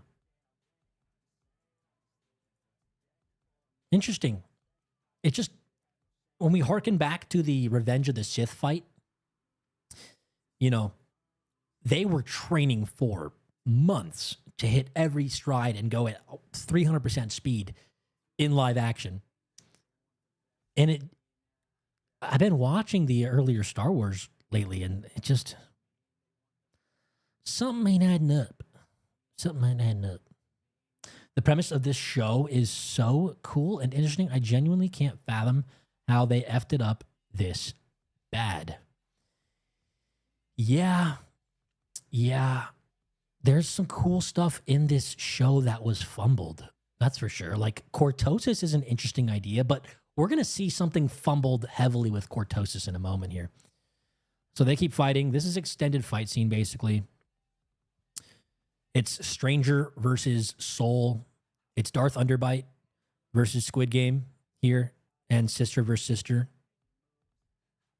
Now you pay for what you've done. Is this AI? This is a literal line in the show. Now you pay for what you've done.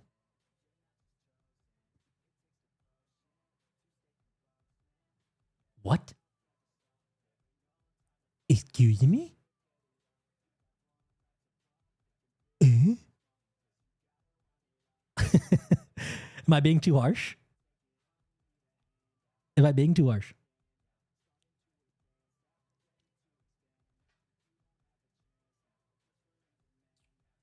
I don't know. That's a bar. Absolute banger. Olympus says, if you think this show is good, you're already too far gone. Mediocre is the new great, and now people will literally grab onto any little piece of good a terrible show has. Blue Thunder Gaming with a check mark coming in hot. Damn, bro is blowing up on YouTube. You know, I'm trying. I didn't get my videos uploaded as fast as I want last week because of copyright issues and stuff. Going through the same thing this week. I got to put up a House of the Dragon and I got to put up a Acolyte video back to back. But welcome to the chat, Blue Thunder. Me and Blue Thunder and I used to be on a gaming team together. The good old New York Subliners, if you will. That's some deep Stark lore. We could talk about that another time. But yeah, this show had 15 writers, according to the chat. That is, woo. That's 15 writers too many. They should have used AI. It would have been better. No, AI is actually terrible. I tried to write a story with AI just for, shites and gigs, shits and giggles. And it's pretty bad. Now, you can get very specific with your scripts and you can get the AI to spit out some cool stuff, but you have to be really crafty with it. I wouldn't trust AI in the hands of these writers. Stark lore goes crazy, I heard. Yeah. What's got to be fake? The 15 writers? Do tell. Listen, Stark lore could be a tale for a time soon. It was written by committee, headed by Leslie Headline. It's all shits and giggles till someone giggles. Oh, we're getting crazy in the chat. Can't be much worse than this, surely. Yeah, chat. I agree with you guys. And then Stranger tells Soul they're not here for me because they realize that the Jedi are now approaching. The Jedi Knights with Vernestra and good old Mog, the most powerful Jedi in the land, Mr. Mog. We all know he's actually Plagueis. Mog is Plagueis, confirmed. So he says they're not here for me because he somehow knows that they're going to come get Soul. But I think they're here for both of you. They want to see what Soul's doing. And if you're here, you're the murderer, bro. You killed all the Jedi. And so if they find you with this helmet and these red lightsabers, you're toast. They're definitely coming for you too, bro. But I guess Vernestra never really saw the Stranger. But she does know that May also killed the Jedi, so they're also here for May. But do they know that he has May? It's all very clouded. It's all very clouded. He read the script. Yeah, can somebody tell me why the hell Basil sabotaged Soul's ship? We still don't know.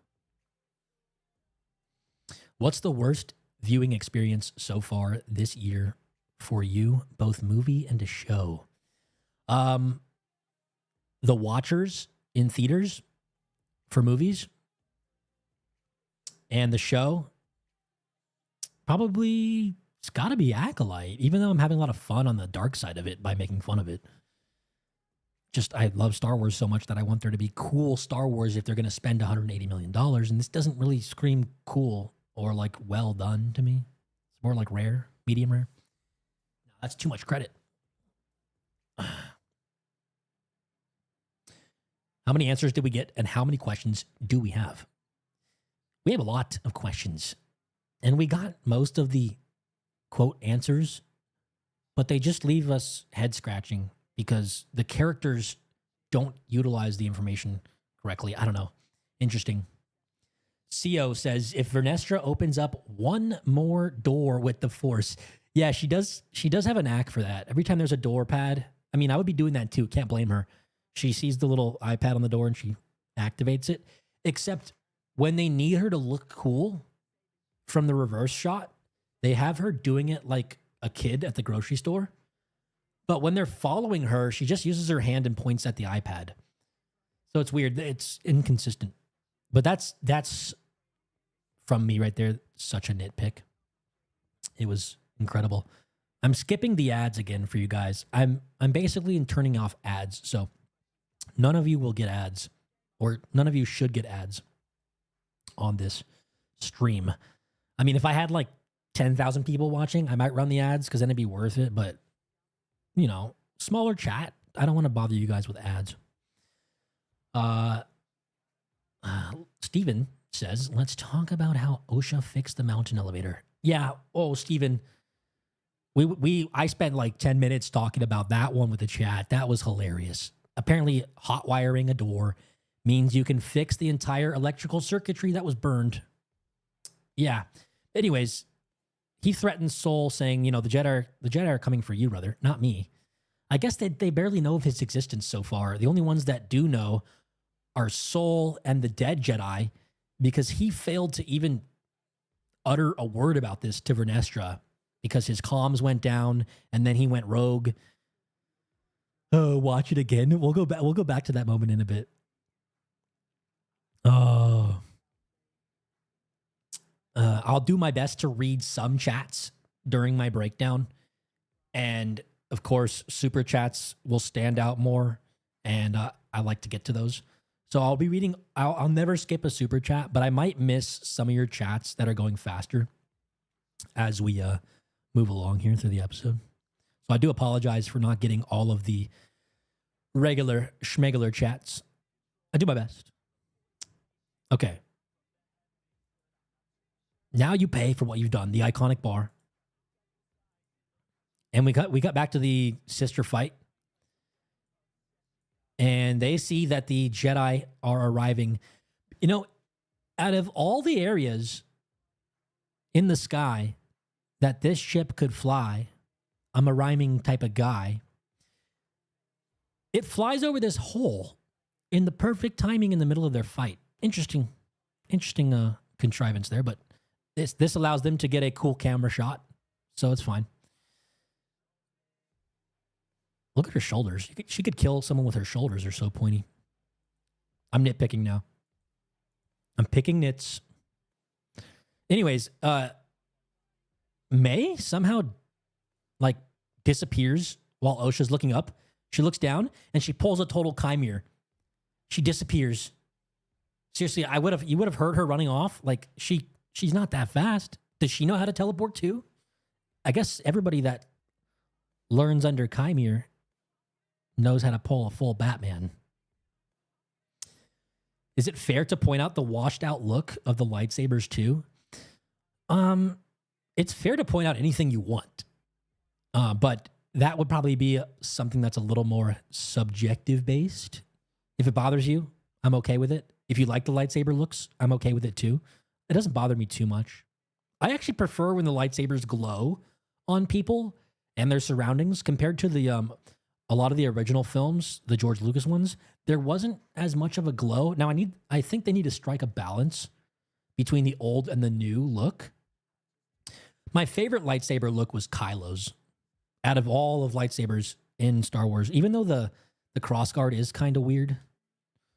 Interesting choice. Just the look of his blade, the damaged, like scatter look of the flow of the Kyber crystal coming out of it. My favorite. And I do like how they affect the environment with the glow, but sometimes they overdo it. And sometimes it is a little Disney.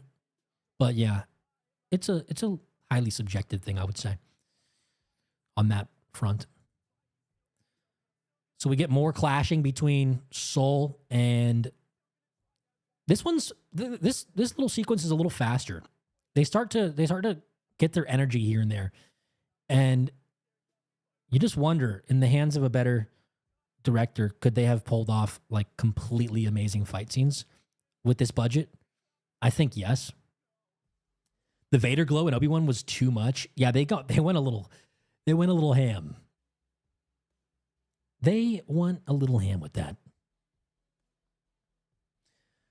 Apologies if anyone else has already noted this. Was that Ian McDermott's voice as Palpatine talking to Vernestra as Mog walked in? Rev J, that's actually a very good question because I asked the exact same one when we went over that scene.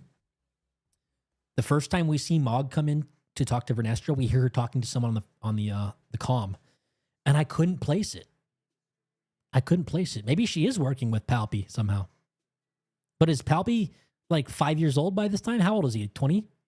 How old is Palpy during this time? He's probably like 12, right? If that, is he a baby? I don't know. Do the math. Somebody do the math. I don't think that makes sense.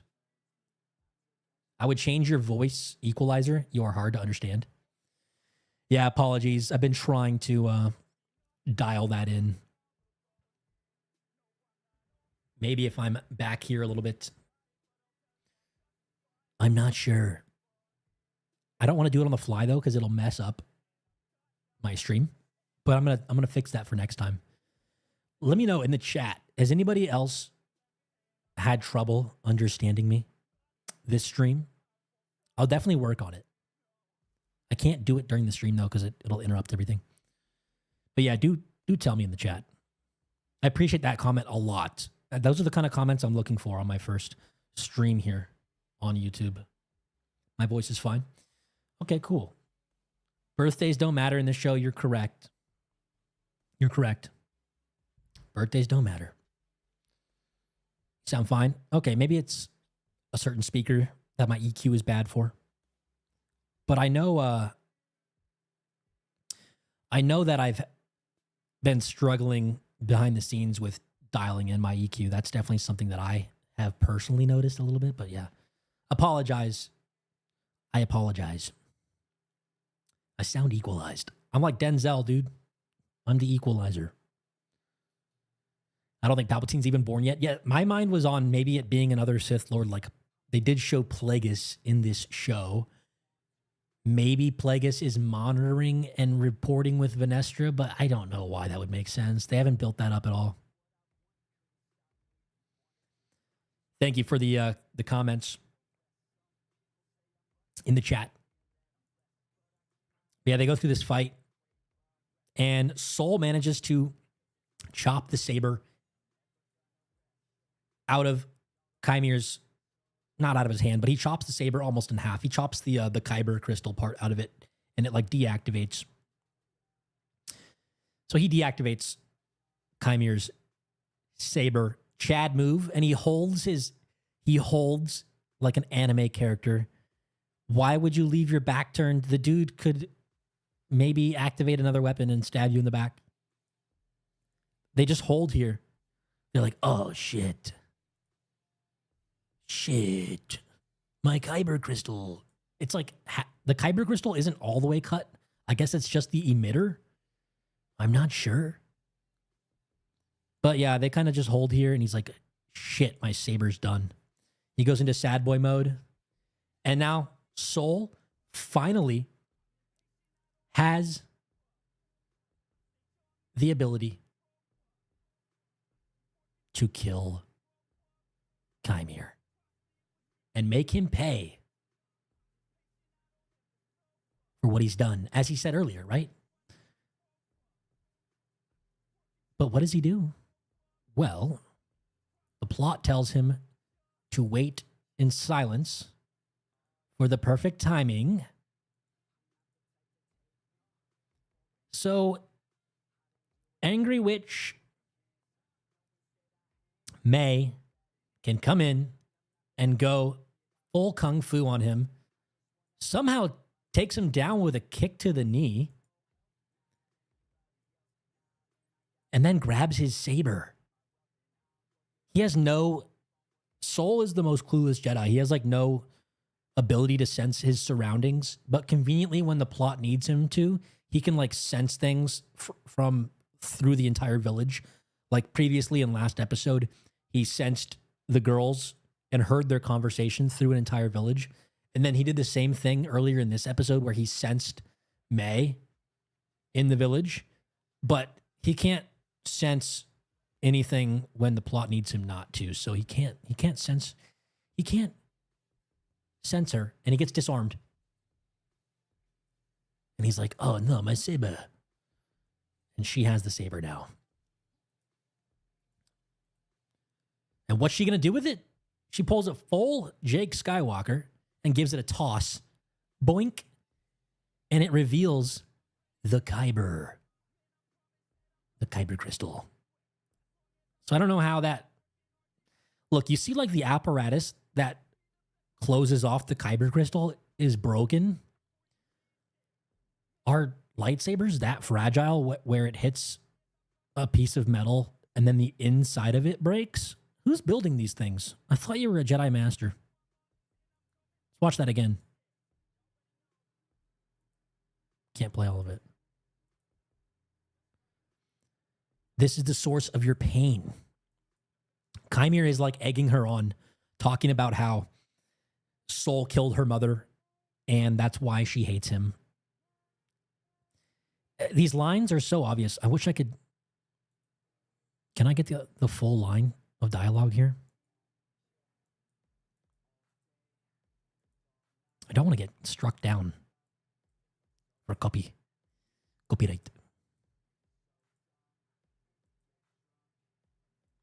He says, good, May, good, good. Feel your anger. He's pulling classic Sith lines out of his ass. And he says, this is the source of your pain. And the dialogue, while it does harken back to kind of classic Sith dialogue, in this show, it doesn't hit for me as hard as it should. And she says, no, I'm going to go Jake Skywalker. I'm not going to use a lightsaber. Now, here's the important part. Oh, I don't even think we went over that. We didn't even go over one of the most inconsistent things in this fight yet. There's a moment right here. Ah, yes. I believe it's here. Let's go back a bit. Right here, where Qimir is going to deactivate Soul's saber. But look how fast his saber comes back on compared to all the sabers from the Forest episode, okay? And mind you, I think Chimir's saber stays intact, but he like hits both of them. It's very unclear. Let's see. He gets close. He gets close. Come on. So he goes for the headbutt here. And he doesn't even hit both. Wasn't your saber? Why is your saber now in front of his? Before it was behind his. Now you should have hit both of your sabers. Maybe you've made a weird move, but the logistics don't add up. I'm not sure. His saber goes out, but look how fast it comes back on. Ready? It's back on. It's back on.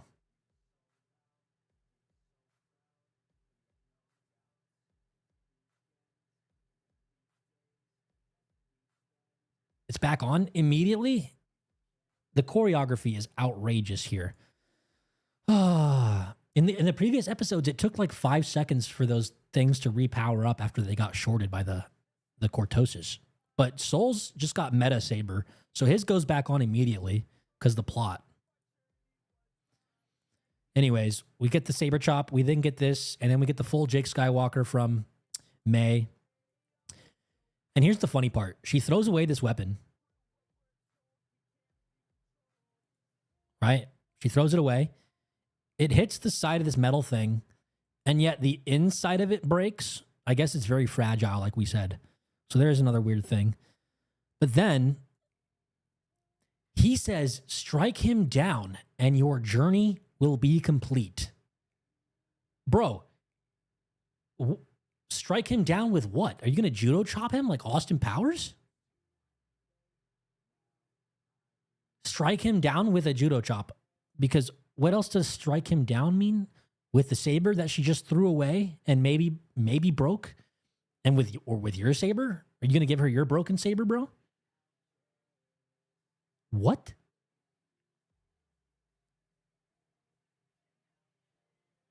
This is completely outrageous. I'm not making sense of any of this. Yeah. Now, all of a sudden, May wants to use the galactic justice system because she's become this altruistic character all of a sudden, even though that's never going to end well for her because she's painted as a murderer, which she did. She murdered Endara and helped kill Torben. So I don't know how that's going to go down. And Vernestra knows all that too. But you'll see what happens later. So obviously she can't strike him down. What is she going to strike him down with? So instead, she says, I want him to confess what he did. He pressed the button real fast. I guess he did press the button real fast, but the other Jedi were shown trying to press their buttons, and it wasn't working for like 5 to 10 seconds. So I guess his button is superior. She goes into this whole spiel about how she wants Sol to confess to the Jedi, to the Senate, to the Council, and face a trial. And the thing is, I'm pretty sure Sol would get off faster than Alec Baldwin, because if he just tells the truth and he lets the other Jedi read his mind, they'll discover, oh shit, the twins were birthed from evil space lesbians, and they too were Death Eaters turning into smoke clouds, doing all sorts of dark side shit, trying to kill Torben, literally mind-effing him, seducing him to the dark side of sorts through possession. They possessed Kelnaka and tried to kill the Jedi with Kelnaka. So all he has to do is submit to the Senate, to the Council, to the Jedi. They'll read his mind. They'll read her mind. And they'll be like, oh shit, Sol is just doing his job as a Jedi, and we have a maniacal, murderous little girl on our hands here who arbitrarily switched to the good side because she wants Sol to pay for what he's done, even though he's done nothing. What? I don't know. Make it make sense. She's going to be the one. She will be exposed heavily if he actually gets to go on trial. It's not going to work out. But that's okay. That's not going to happen. Because look who comes to play. Look who comes to play. Well, first, he has to tell her the expository dialogue here about how she was created. And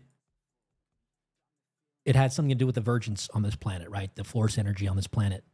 She was created by her mother manipulating the Force, like Palpatine and Plagueis tried to do with Anakin. He says it right here. I believe she used the Force to create you and Osha. Chat says, don't you know, out of the emitter, the focusing lens, the kyber crystal, the energy core, the power insulator, the button is the most important part. Of course. Good.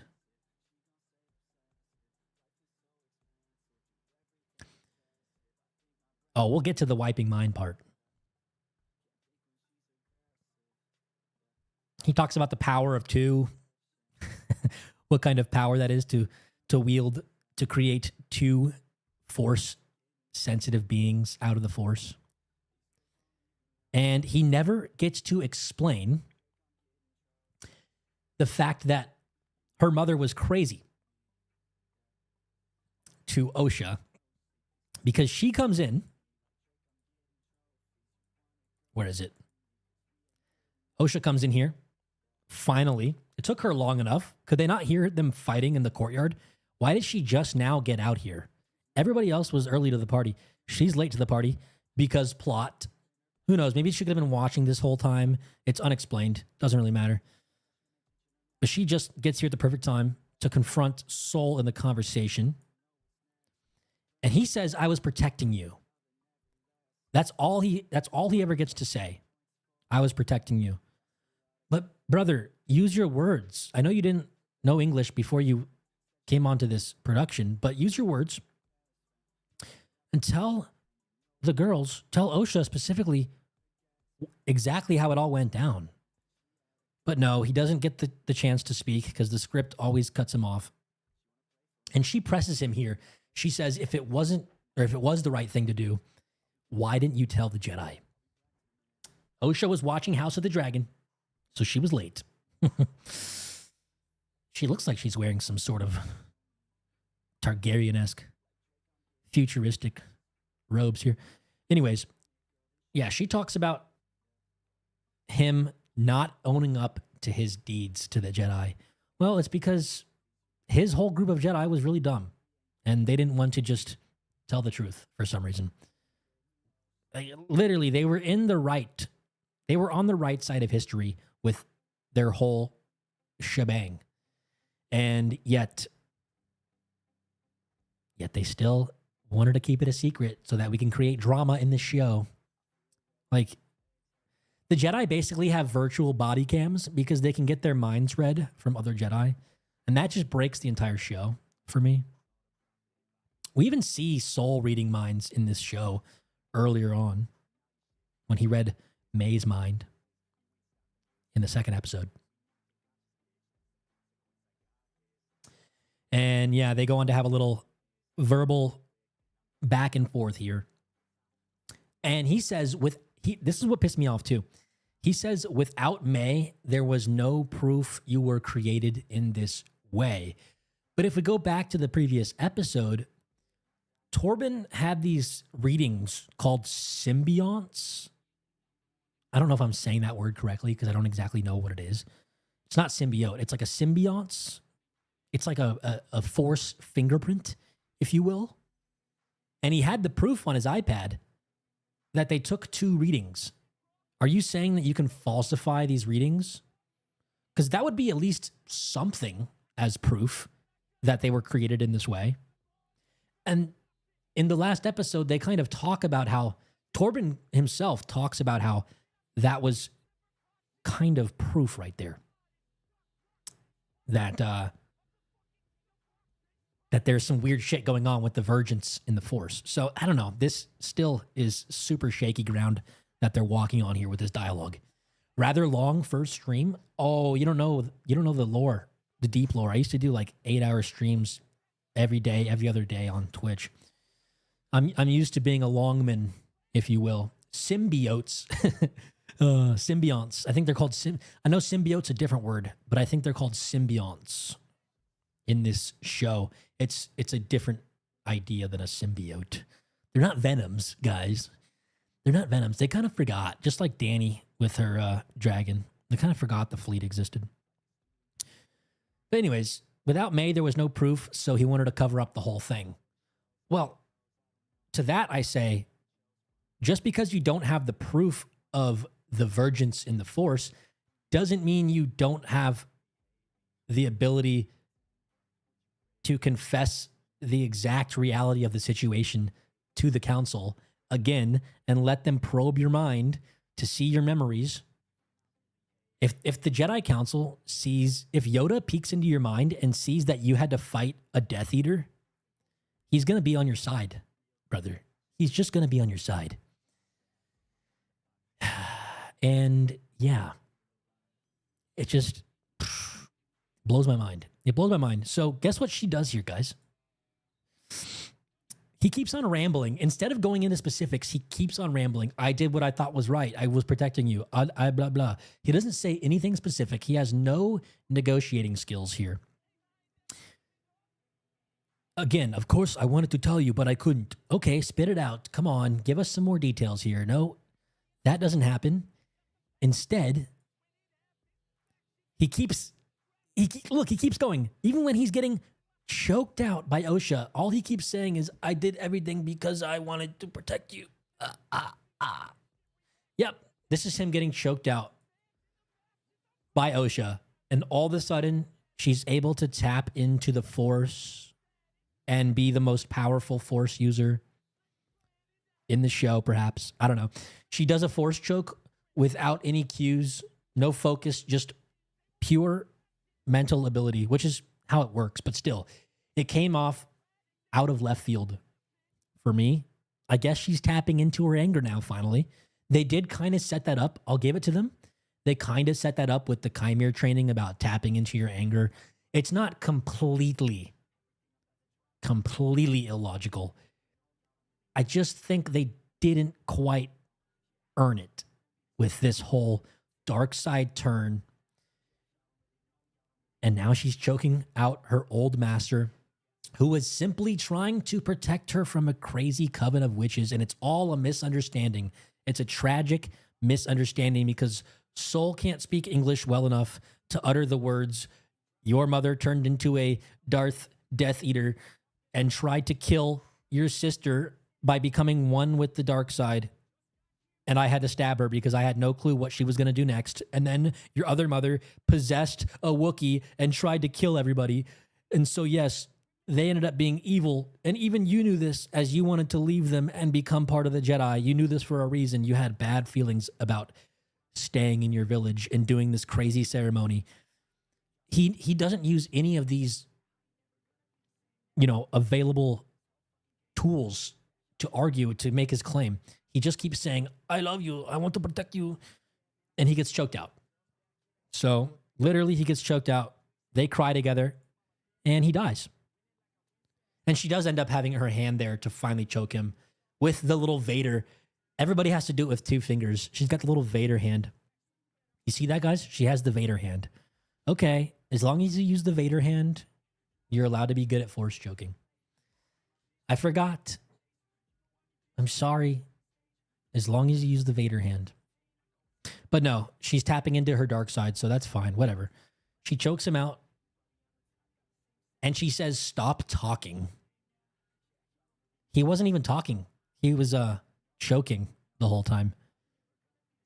He couldn't talk because you were choking him, so nice one. But yeah, she literally murks him. She murks him dead. And then, we get this cut of the lightsaber. We get the cut. I'm trying to pause it on the saber. We get the cut of the crystal slowly bleeding red. And as you can see, it's a pretty cool effect. It's pretty much fully red. So she's gone full dark side. And then homie dies. He's gone. End of Soul. The end of Soul. Stop talking to someone choking to death is S tier trolling, though. It is. I can give her that. She was feeling the power. It's just funny. It's funny. Good comment, though. F in the chat for Soul, guys. He's fallen. He's a fallen warrior. Oh, my.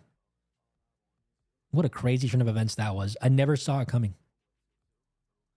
Points for surprising me, I guess. I kind of saw it coming, but I didn't think she was going to go full force choke with the Vader hand. The camera angle was strange. Yeah, there's some weird things going on with the cameras here and there.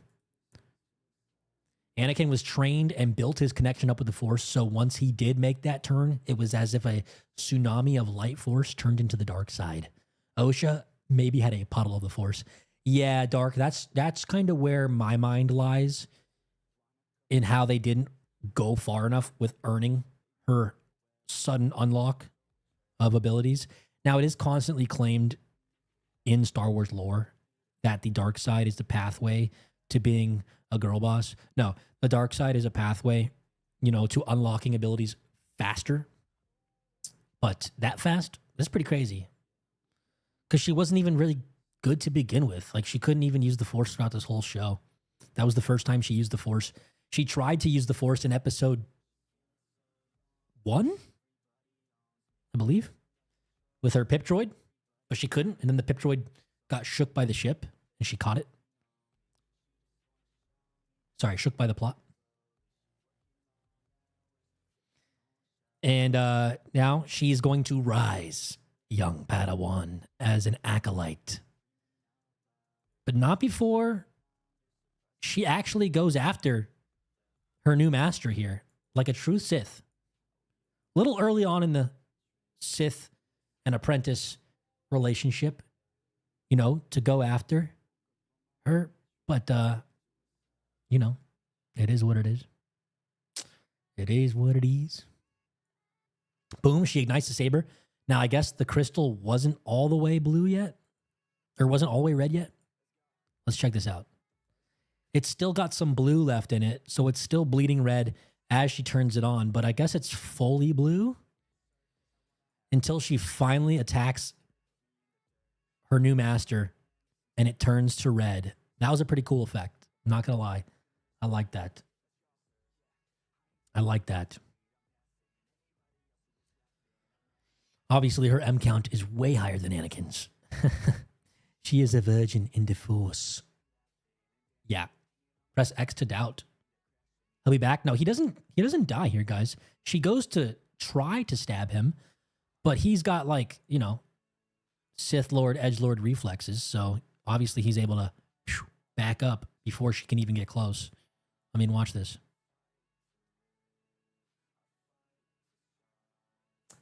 So this has fulfilled her task of killing without a weapon, says Golden in the chat. You could say perhaps it did. I guess the Force is not a weapon. The Force is probably the most powerful weapon you have as a Jedi, as a Sith Lord. You know, a non-physical weapon, I guess. I never understood that whole thing. That thing still doesn't make sense. But yeah, she killed without a real physical weapon. And now she goes to kill him, but he backs up. And she realizes she's gone full dark side. There's no turning back, apparently. What happens next? We cut to the Jedi Knights and Vernestra landing. Hyperspace travel and all. At the perfect time, right at the end of the fight. Everything's perfect in this show. So they show up right at the perfect time. And Vernestra uses her Force senses to sense the girls and Qimir in the village. And she acknowledges, now that's a presence I haven't felt in a long time. And he can feel his old master, which is implied subtly. For once, this show kind of uses subtlety. She doesn't go, oh, my old Padawan. She says, what does she say here? She says, you. So I give it props for this show not like really letting the cat out of the bag in an obvious way. She doesn't go, my old Padawan. She just says you. So it's kind of cute. And we all know from the whiplashes on his back, she's got a light whip. We all know. He was mentioning her during that whole cave scene. Someone who threw him away, and that was Vernestra. Vernestra threw him in the trash and turned him into a Sith Lord. She is responsible for this entire show happening, at least the Qimir side. And she's also responsible for covering up the whole thing with Soul. And it's just, she's evil. She's evil. And she gets their, you know, radar ping with her Force sense. And she knows they're on the only open set. So they're going to go, and they've got important detail. They got Basil, who is not a Jedi because he's wearing civilian robes. That's what these are, the same ones that Osha wears. So yeah, I asked if he was a Jedi earlier. He's not. He's just a little sniffer guy. He's just a little sniffer guy. Welcome back, Caden. She said you. He said yas. It was me. When did you become a member, Caden? I don't know. I think you got gifted, Caden. Welcome to the Starkalites. Welcome to the Starkalites. So they've got little sniffers, so keep that in mind.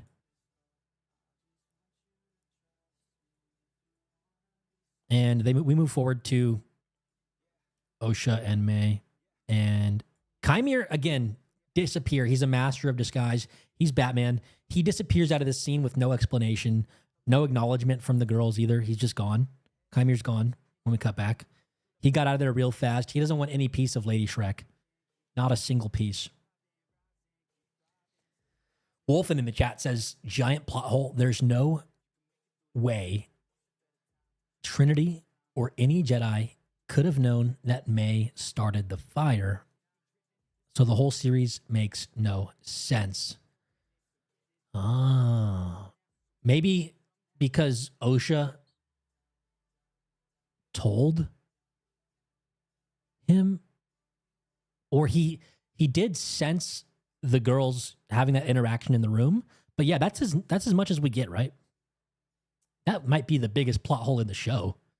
Holy moly. I'd have to go back and like really dive deep to confirm that one. But wow, that's a big one.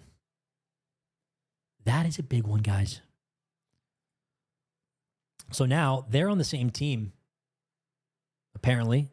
Apparently May, who didn't want to follow the dark side after all, is okay with Osha following the dark side. Because you know how May made that flip in episode 5 or 6 or whatever? I think episode 5, where she turned against Qimir and now wants to give herself up to the Jedi. But then she also flipped on that because she tried to attack Soul. Makes no sense. But apparently she's chill with her sister going full dark side, and she knows a way out. I wonder what this way out is going to be. I wonder what this way out is going to be. We're going to find out right now. We're going to find out right freaking now. Soul's dead on the ground. They cut back to him as if there's a chance that he might be alive, but no, he did. He did. Then as soon as May and Osha walk through that hallway, the Jedi, if they were just sprinting instead of walking like this, they would have got to May. All they had to do is sprint, because this is mere seconds later that they arrive at the scene.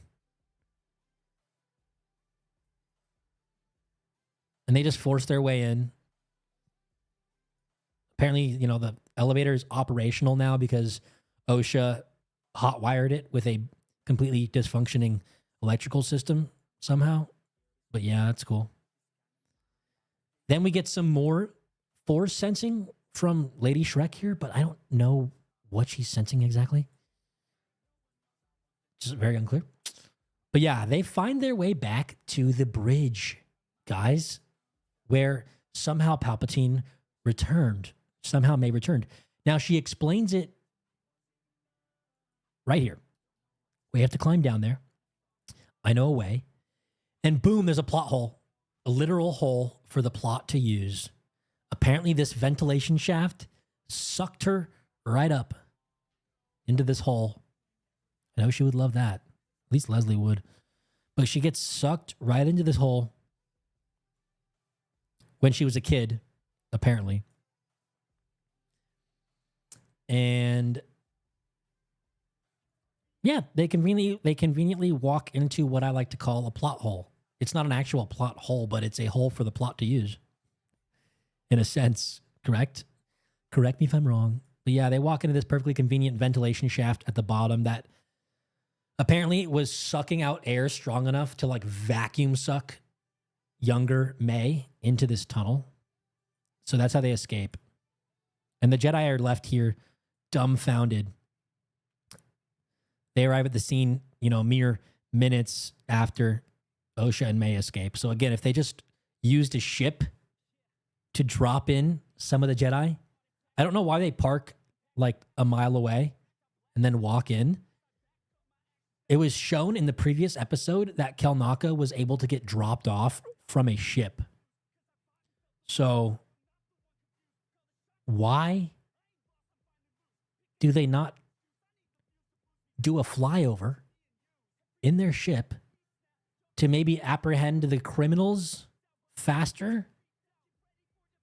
Instead, they need to park far away and hope that the elevator that they force jacked into is going to work, or climb it like Soul did, like May and Osha were going to do, or like May did, actually. May climbed it before Osha could come in and fix it. So yeah, I just don't know why. I do not know why they did not use their ship and fly into this crime scene. Now, I know the pilot isn't able to get out because it's like too tight of an area to land a ship in. Well, then take a smaller ship. But you could still drop off your Jedi crew earlier at this scene. I mean, we saw them flying over the village earlier. That was like, it took them like 15 minutes to get here because they parked so far away. And Lady Shrek looks around and she hears an echo, a force echo of the events from way earlier, 16 years ago. She hears Mother Coral talking about the Jedi, and she hears Osha and May talking about, what have you done? What have you done? What have you done? What have you done? So yeah, she hears a little echo. And she confirms, this is her kind of confirming and realizing that everything that was done here was sort of twisted. She's kind of getting an ESPN replay of the events in her head. She even gets the replay of Kelnaka being possessed. So she knows that there was some bullfuckery going down, excuse my language. She gets a whole force replay of it. That's an important detail. She tells the Jedi to spread out, and she's going to go looking for May and Osha in a 5-click perimeter. And Sol. They're looking for Sol, but no, he's right there. He's dead. They found him already. And then we get Smilo Ren watching his old master from a distance. Now, he does have his helmet on, so she can't sense him anymore. That's important. So that's a cool detail, I guess. Sometimes this show does get things correct. They do use their own lore correctly here and there. She goes to investigate Sol's body, and he just kind of stares on. I think she's listening to his force memories. I'm not sure what she's doing. She's just examining the body. And Smilo Ren leaves to meet up with May and Osha as the Jedi use MVP Basil here to track down Osha's scent. So he comes back in. See, they know how to use some of their characters. Mr. Sniffer here. Great little guy. Always doing some weird shit. Oh. Anyways, they take about 10 to 12 minutes to find Osha and May in this forest. Even though the Bunta tree is pretty close. Only took May and Osha here to like 2 minutes to get here. But because plot, they're going to have enough time to talk about things. And they just kind of come to a consensus here where Osha talks about not believing her sister for the things she said about the Jedi. The Jedi are evil, because they killed in self-defense, your crazy witch mothers. She's totally got her mind warped now by her shit sister, May. And they kind of just cry and apologize. But the weirdest thing happens here. The weirdest things happen here. Qimir comes in. Okay. And who was the Acolyte, says Lamonti in the chat? Well, we're about to find out who the Acolyte is all along. Qimir comes in because he's been stalking them. He knows how to find them pretty fast. He says, if I can find you, so can the Jedi, but they won't find you as fast because of the plot. And we get more Jedi searching. We'll cut back to May and Osha. And he talks about the fact that they still can't trust the Jedi because Osha wants to turn everything on Sol now, the same way May does. She wants to force Sol to explain himself to the Jedi Council. But again, Qimir is actually the only smart one in this situation, and he says that's not going to work out for you. You can't trust the Jedi because they might just turn that whole situation back around on you, which they should do, rightfully so, because Sol's innocent, and they'll read his mind. We already saw Vernestra getting force echoes of what happened at that place, so she's already got some details. We also know that Mog is very good at sensing details in crime scenes, so he probably got a reading on that place too. The Jedi probably know what happened, at least a couple of them, and especially if they're allowed to read Sol's mind, which they can't. He's dead. So none of this makes sense. He's dead. So they're going to have to take the word from Osha. Sorry, forgot the big detail that Sol's dead. They're going to have to go on Osha and May's word. And they've already been proven very untrustworthy. I do not think the council is going to let you free because you killed a man and then talk shit on him.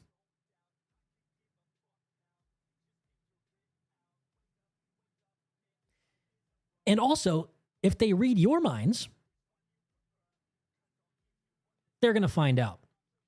So, Smiler Ren actually has a very smart plan here. Like I said, the only smart one in the room. He says, look, I'm going to train you, Osha, and I'm going to wipe your sister's memory, which is all of a sudden a thing he can just do. And May accepts this, kind of sacrificing herself for her sister. She lets her sister go to the dark side. I don't know why. She was apparently against the dark side. Now she's back on the sister's side, but in a neutral way. So basically, Qimir goes and wipes May's memory so that she can't provide any evidence to the Jedi. Oh my God, my brain is getting in a twist here. It's so hilarious. So they do that.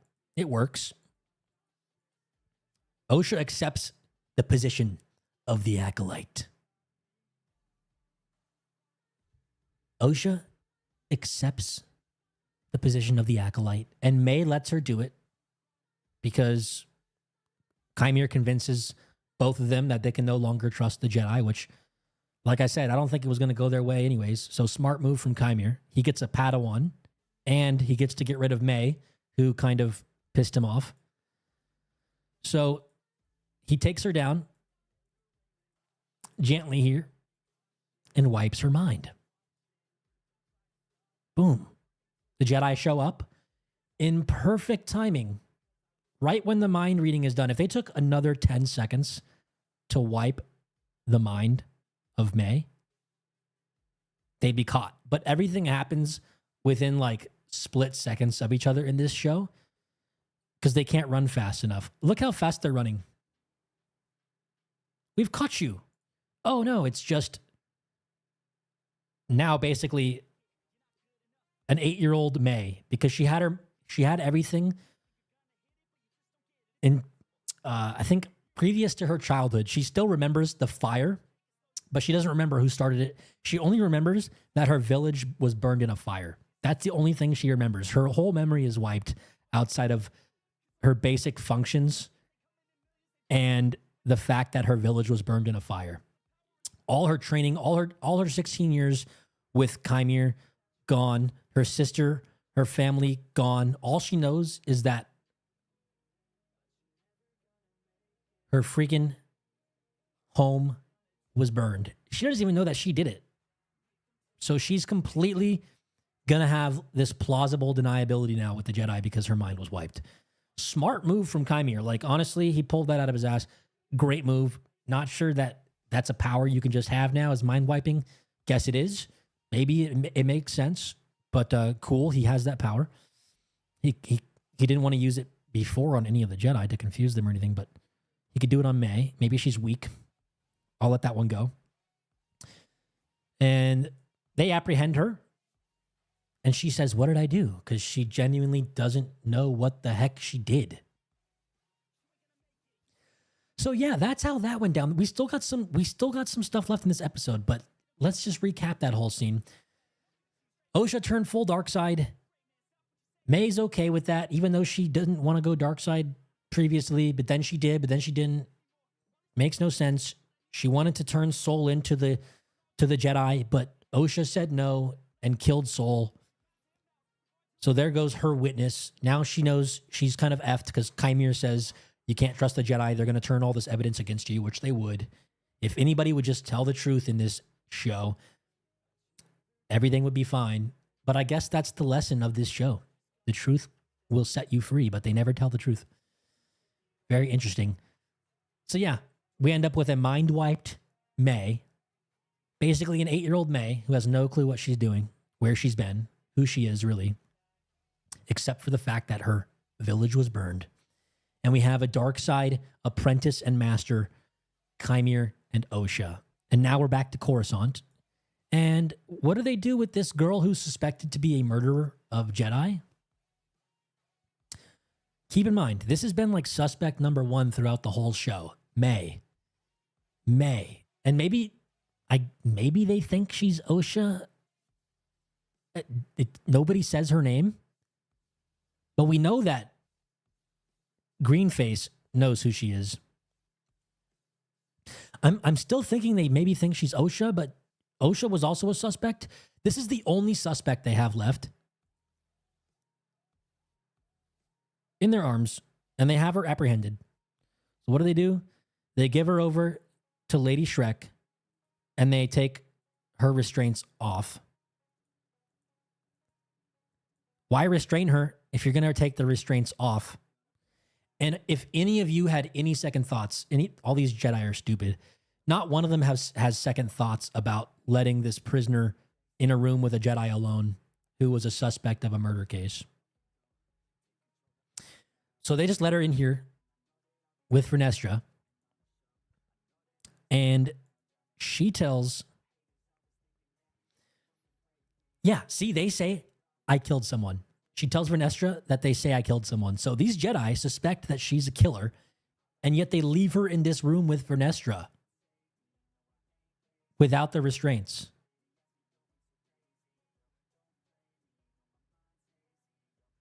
You know? And she still has the tattoo, so she's clearly a different person than Osha. The twin that they were talking about all along.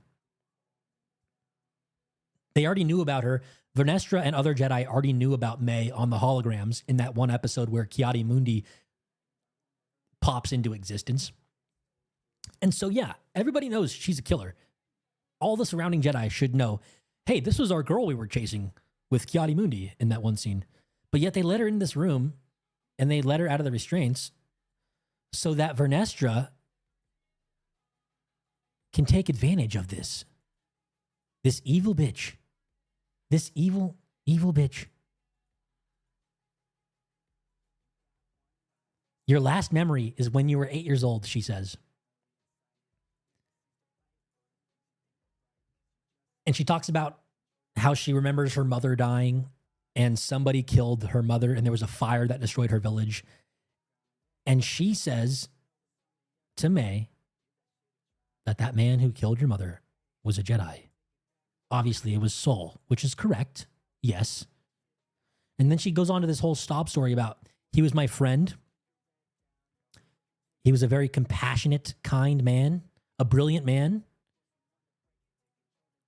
But she says he did a terrible thing. What's this terrible thing he did? Killed the mother in self-defense?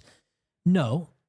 It's revealed that she tells the High Council and the Senate that Sol killed all of his Jedi friends to cover up for the tragedy at the village.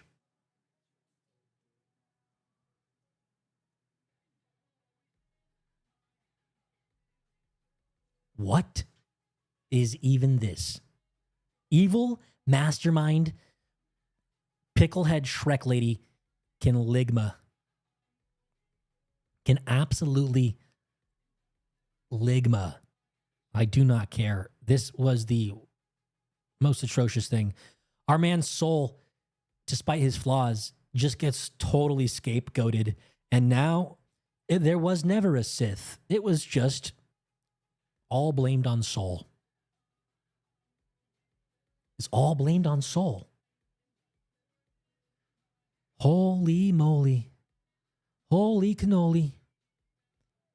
She says a conflict ensued. There were many casualties. There were many casualties. Afterwards, the Jedi conspired to keep their actions secret. Recently, when the truth threatened to come out, a rogue Jedi named Sol. Boom, a rogue Jedi named Sol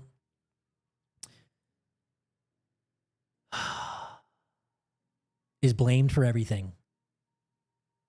The man who died trying to defend himself, and who died at the hands of a dark side user, and who died gracefully, and who was honestly just trying to defend a child against a dark side freaking shitstorm Death Eater witch.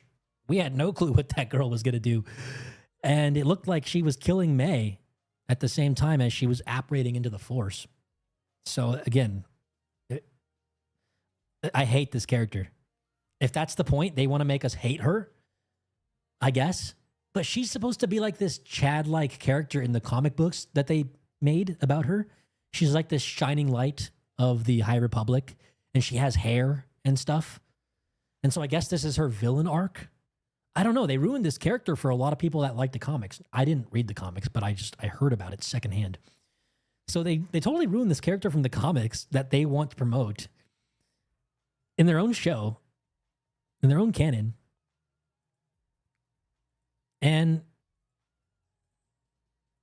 this is her excuse. She said that he killed himself. Yeah, that's what she says. Lost a soul now. He was found dead on Brenok, at the scene of his original crime. I believe he ended his own life. I believe he ended his own life. Absolutely fantastic. A mistake he lived with for so long it twisted his mind. Holy moly. He justified every selfish step with the love he had for your sister. So she's totally spinning the whole thing here. Does the name Osha mean anything? Of course not. Her memory is wiped. The Jedi have failed you. And now she says, I need you to help me find someone. What? She wants May here to help her find Qimir. That's obvious. She wants to go after Qimir so she can kill the last loose end. You know, she still has this loose end out here, the Sith Lord Qimir and Osha, but she just asked what she remembered, and she remembers nothing from after she was 8 years old. So how is she going to help you find Qimir? What? How is May, basically an 8-year-old mentally with no recollection of Qimir or any of the events from the past 16 years, going to help you find someone? Because we need to put this actress in the show still, so let's find a way to shoehorn her into season 2? Because paychecks need to be paid? What?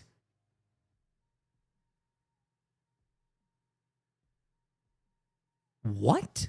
It doesn't make any sense. So Daisy Blossom Flower says he choked himself. No, Osha went full dark side and choked out her master soul because she learned that Soul killed her mother. And he didn't get to explain. He had so much screen time to explain himself. And all he could say was, I did it because I love you. And I want to protect you. So, yeah. Lady Shrek needs her brain checked, says Embo. Insane. Also, that's not even the final part of the episode. It's not even the most insulting part. We cut back to the two lovers back together on unknown planet where Plagueis is... You think Plagueis is still watching? Plagueis probably watched him have a naked bath. That's creepy. But anyways, they stand together in cringe and they hold hands and they look off to the sunset as if somebody is holding a camera. They act as if somebody's holding a camera behind them. Like, look at this shot. This show, it's like all the characters know they're being watched by a camera or Plagueis.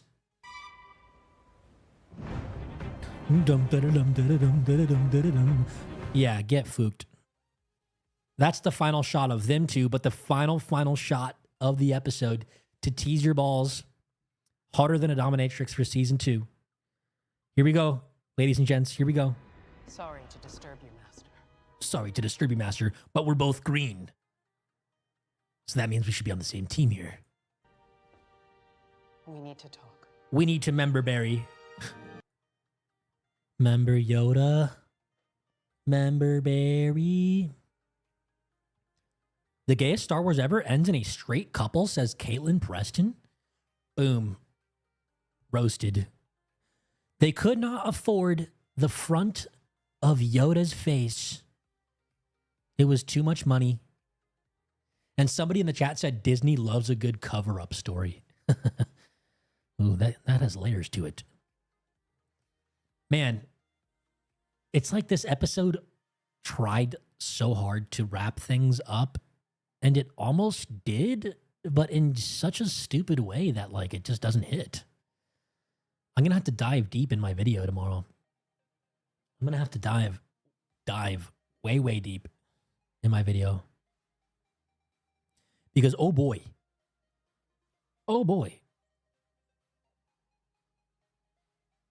Was that tragic? That was absolutely tragic. Oh. Okay, let's answer some chats now, guys. What are we saying in the chat? We got 200 people here, 205 concurrent viewers, and I've been skipping all these ads for you guys. I'm skipping another one. Hopefully nobody has to watch the ads.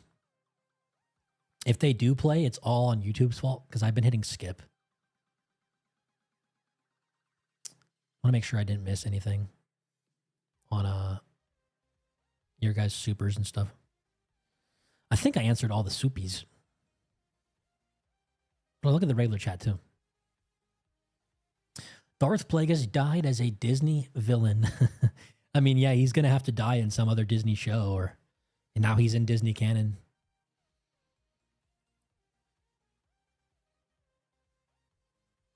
Let's see. Breaking Bad partners, Caden says. Yeah. Shrog says this show is... If anyone is still defending this, I pray for you. Kevin D says 180 million was spent on the back of Yoda's head. 179 million. The rest of the million went to the rest of the show, huh? Where would you rank it in overall Disney TV show? The worst show. Probably tied with Boba. But if Boba didn't have the Mando,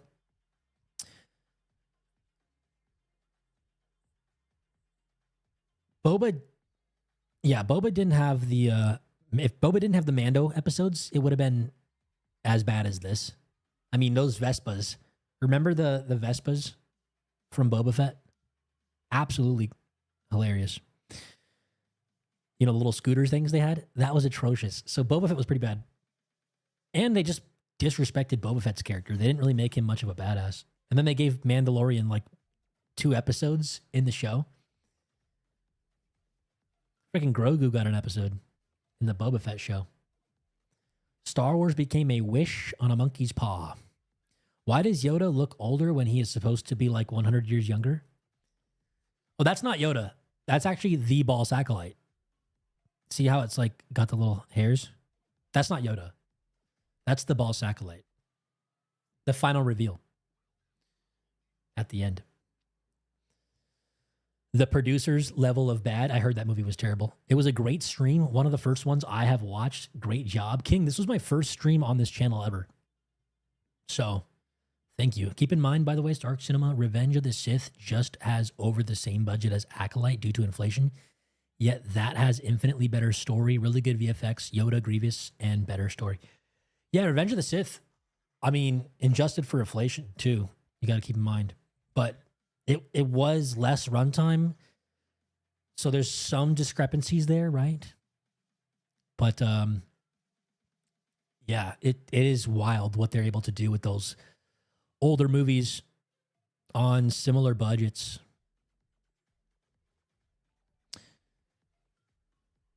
Lamonte says, when there was no Star Wars, billions spent to make Star Wars sounded like a dream.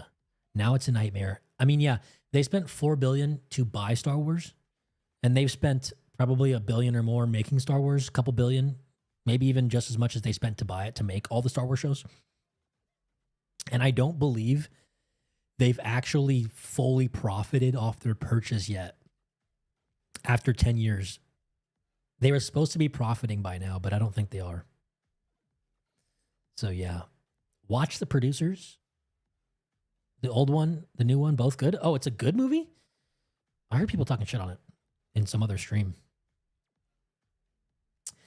But yeah, Grandmaster Ballsack. Fantastic, right? Boba at least tried to be fun sometimes. This show, on the other hand, doesn't hold up to adult scrutiny or appeal to kids in any way. Yeah, Boba tried to be fun. Boba had fun moments. I actually didn't mind some of the parts in the earlier parts in Boba when he was like recovering with the sand folk. You will overlook so much when you are engaged in a good story. Effects are really only complimentary. Will the stream be available to rewatch afterward? Golden Paradox. I believe so. I have to double check once I end it to make sure that it goes back up or stays up, but it should be good to go. So if it's not immediately available, then give it like 5 minutes, maybe 10 minutes. Let's give our ratings on this episode first. Oh, I think I got a super chat from Daisy Blossom. Thank you for the excellent entertainment this evening. $20, the biggest of the night, I believe. Oh my gosh, Daisy, thank you for the super chat. That is a big old boy right there. That's a chunky boy. That is crazy. I'm super, super grateful. You know, streams typically stay up. Yeah, they do. But there's a setting on the back end, and I can't remember if it was clicked. There's a setting on my dashboard that says hide stream after, and I do not remember if I ticked it or not. Because I was maybe afraid of leaving it up if I had certain copyright issues during the stream or something. Daisy going hard. Daisy's been supporting on my videos. I think she's a member as well. My final rating for this episode is a 2 out of 10. My rating for the show is a 1.5 out of 10 because I was slightly okay with the first 2 episodes. They were like 4s and 5s, in my opinion, but then it just got worse and worse and worse. So 1.5 out of 10 is my show rating. Quattro says, I want my money back for Disney Plus subscription. 0 out of 10 is my rating. Oh, I want my money back out of 10 is my rating. Olympus says entire show 1 out of 10.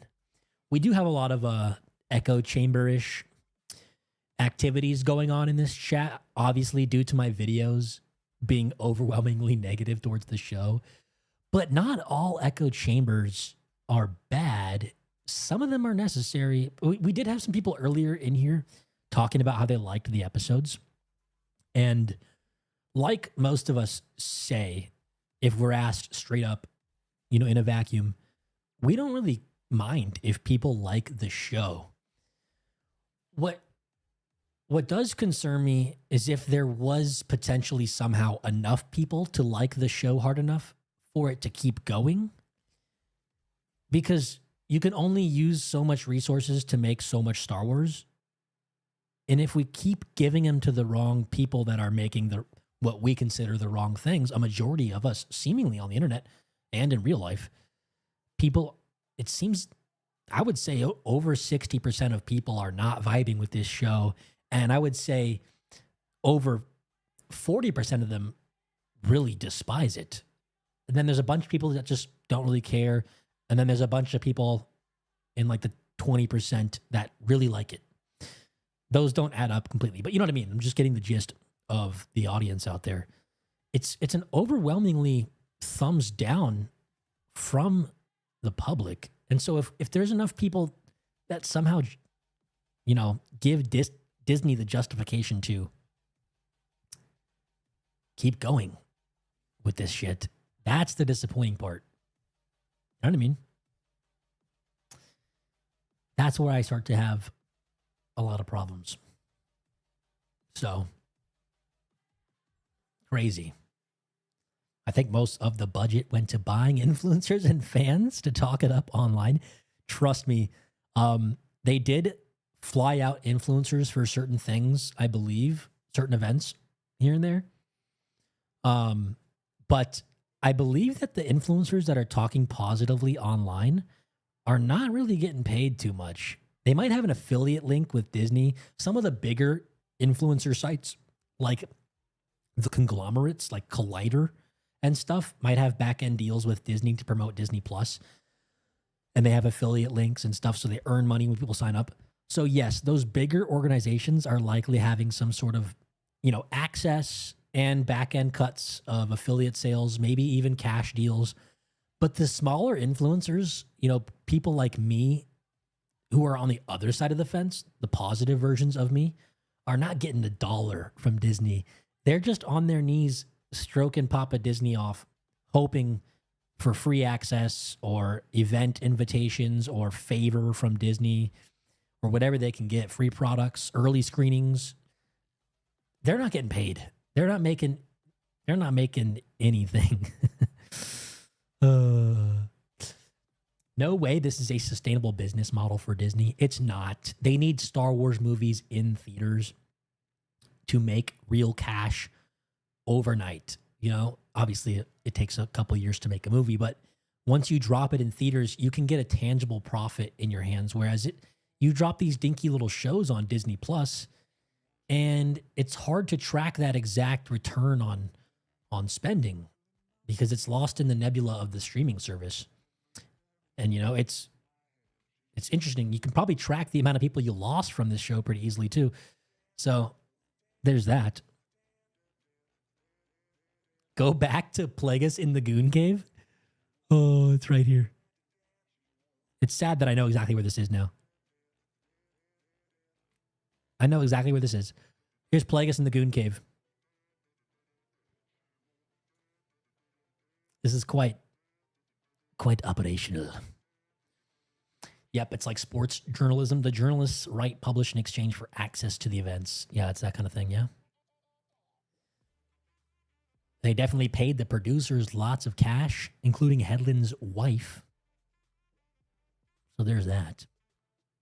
There's that. Oh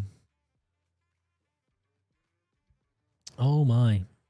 My God, he knows exactly where it is. Somebody help this man. He's losing his mind. I am losing my mind. I'm losing my mind. Chat.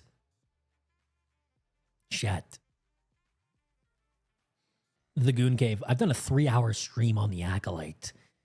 Type 1 if you want me to do a weekly, maybe a weekend Saturday or Sunday or maybe like a Thursday stream every week where we talk about new shows and movies. Type 1 if that interests you. Let me know.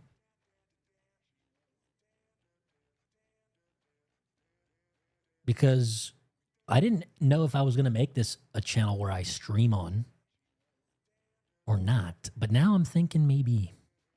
Will I do a stream for Rings of Power? Maybe if the videos are popping. The influencers get invited to special events and roundtables, etc. Did you see There Are More of Us video? Oh, the There Are More of Us video. Ooh, that was cringe. Love the format. Stream more for sure. Guys, if anybody wants to join as a member or do super chats last minute, I'll never beg, but send them in now because I will be closing off the stream here shortly so I can go eat some food. Okay. So, yeah, let me know in the chat. Last minute questions, last minute supers, whatever. Anybody wants to join now while I'm watching so I can anoint you as a Starkolite. Either way, I'll stream more and you'll have more opportunities to join in. But yeah, Plagueis the Prime Stalker. There Are More of Us video. Yeah, look that one up. I would show it on the stream, but I have to get going so I can eat some food. Maybe I'll do like a Star Wars themed stream next week and show some of the meme videos and stuff like that. I think a movie roundup stream talking about films not big enough for their own video would be sick. Yeah, Quattro. I like that. I like that. That was Planet Hawk Tua. I'd watch more streams, especially if they're around this time. Yeah, I'll do my streams around this time for sure. But okay, guys, I think that is enough. I gave you guys 3 hours of content. If you missed part of it, I'll be back in stream soon. Oh, we got a Starkolite. Welcome. I will be thank you, Sire or Cry, for joining the Starkolites.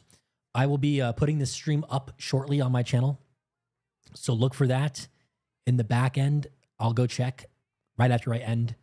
And yeah, guys, I think without further ado, I have to say and bid you adieu. Controversial opinion. Acolyte acting in scripts worse than anything on this planet? Not controversial. Flip with the last minute super chat. You guys are dirty. Do me dirty last minute super chat. Atomic, thank you for that. I didn't want to miss that. That's for sure. Okay. If anybody doesn't have any last minute soupies, I think that's it for the first stream ever on the Starkalites live stream. I owe it to you guys, my Starkalites. Thank you so much, guys. I will see you next time. I love you 3000. This has been a great stream. Have a great night, great day, wherever you are. Bye-bye now.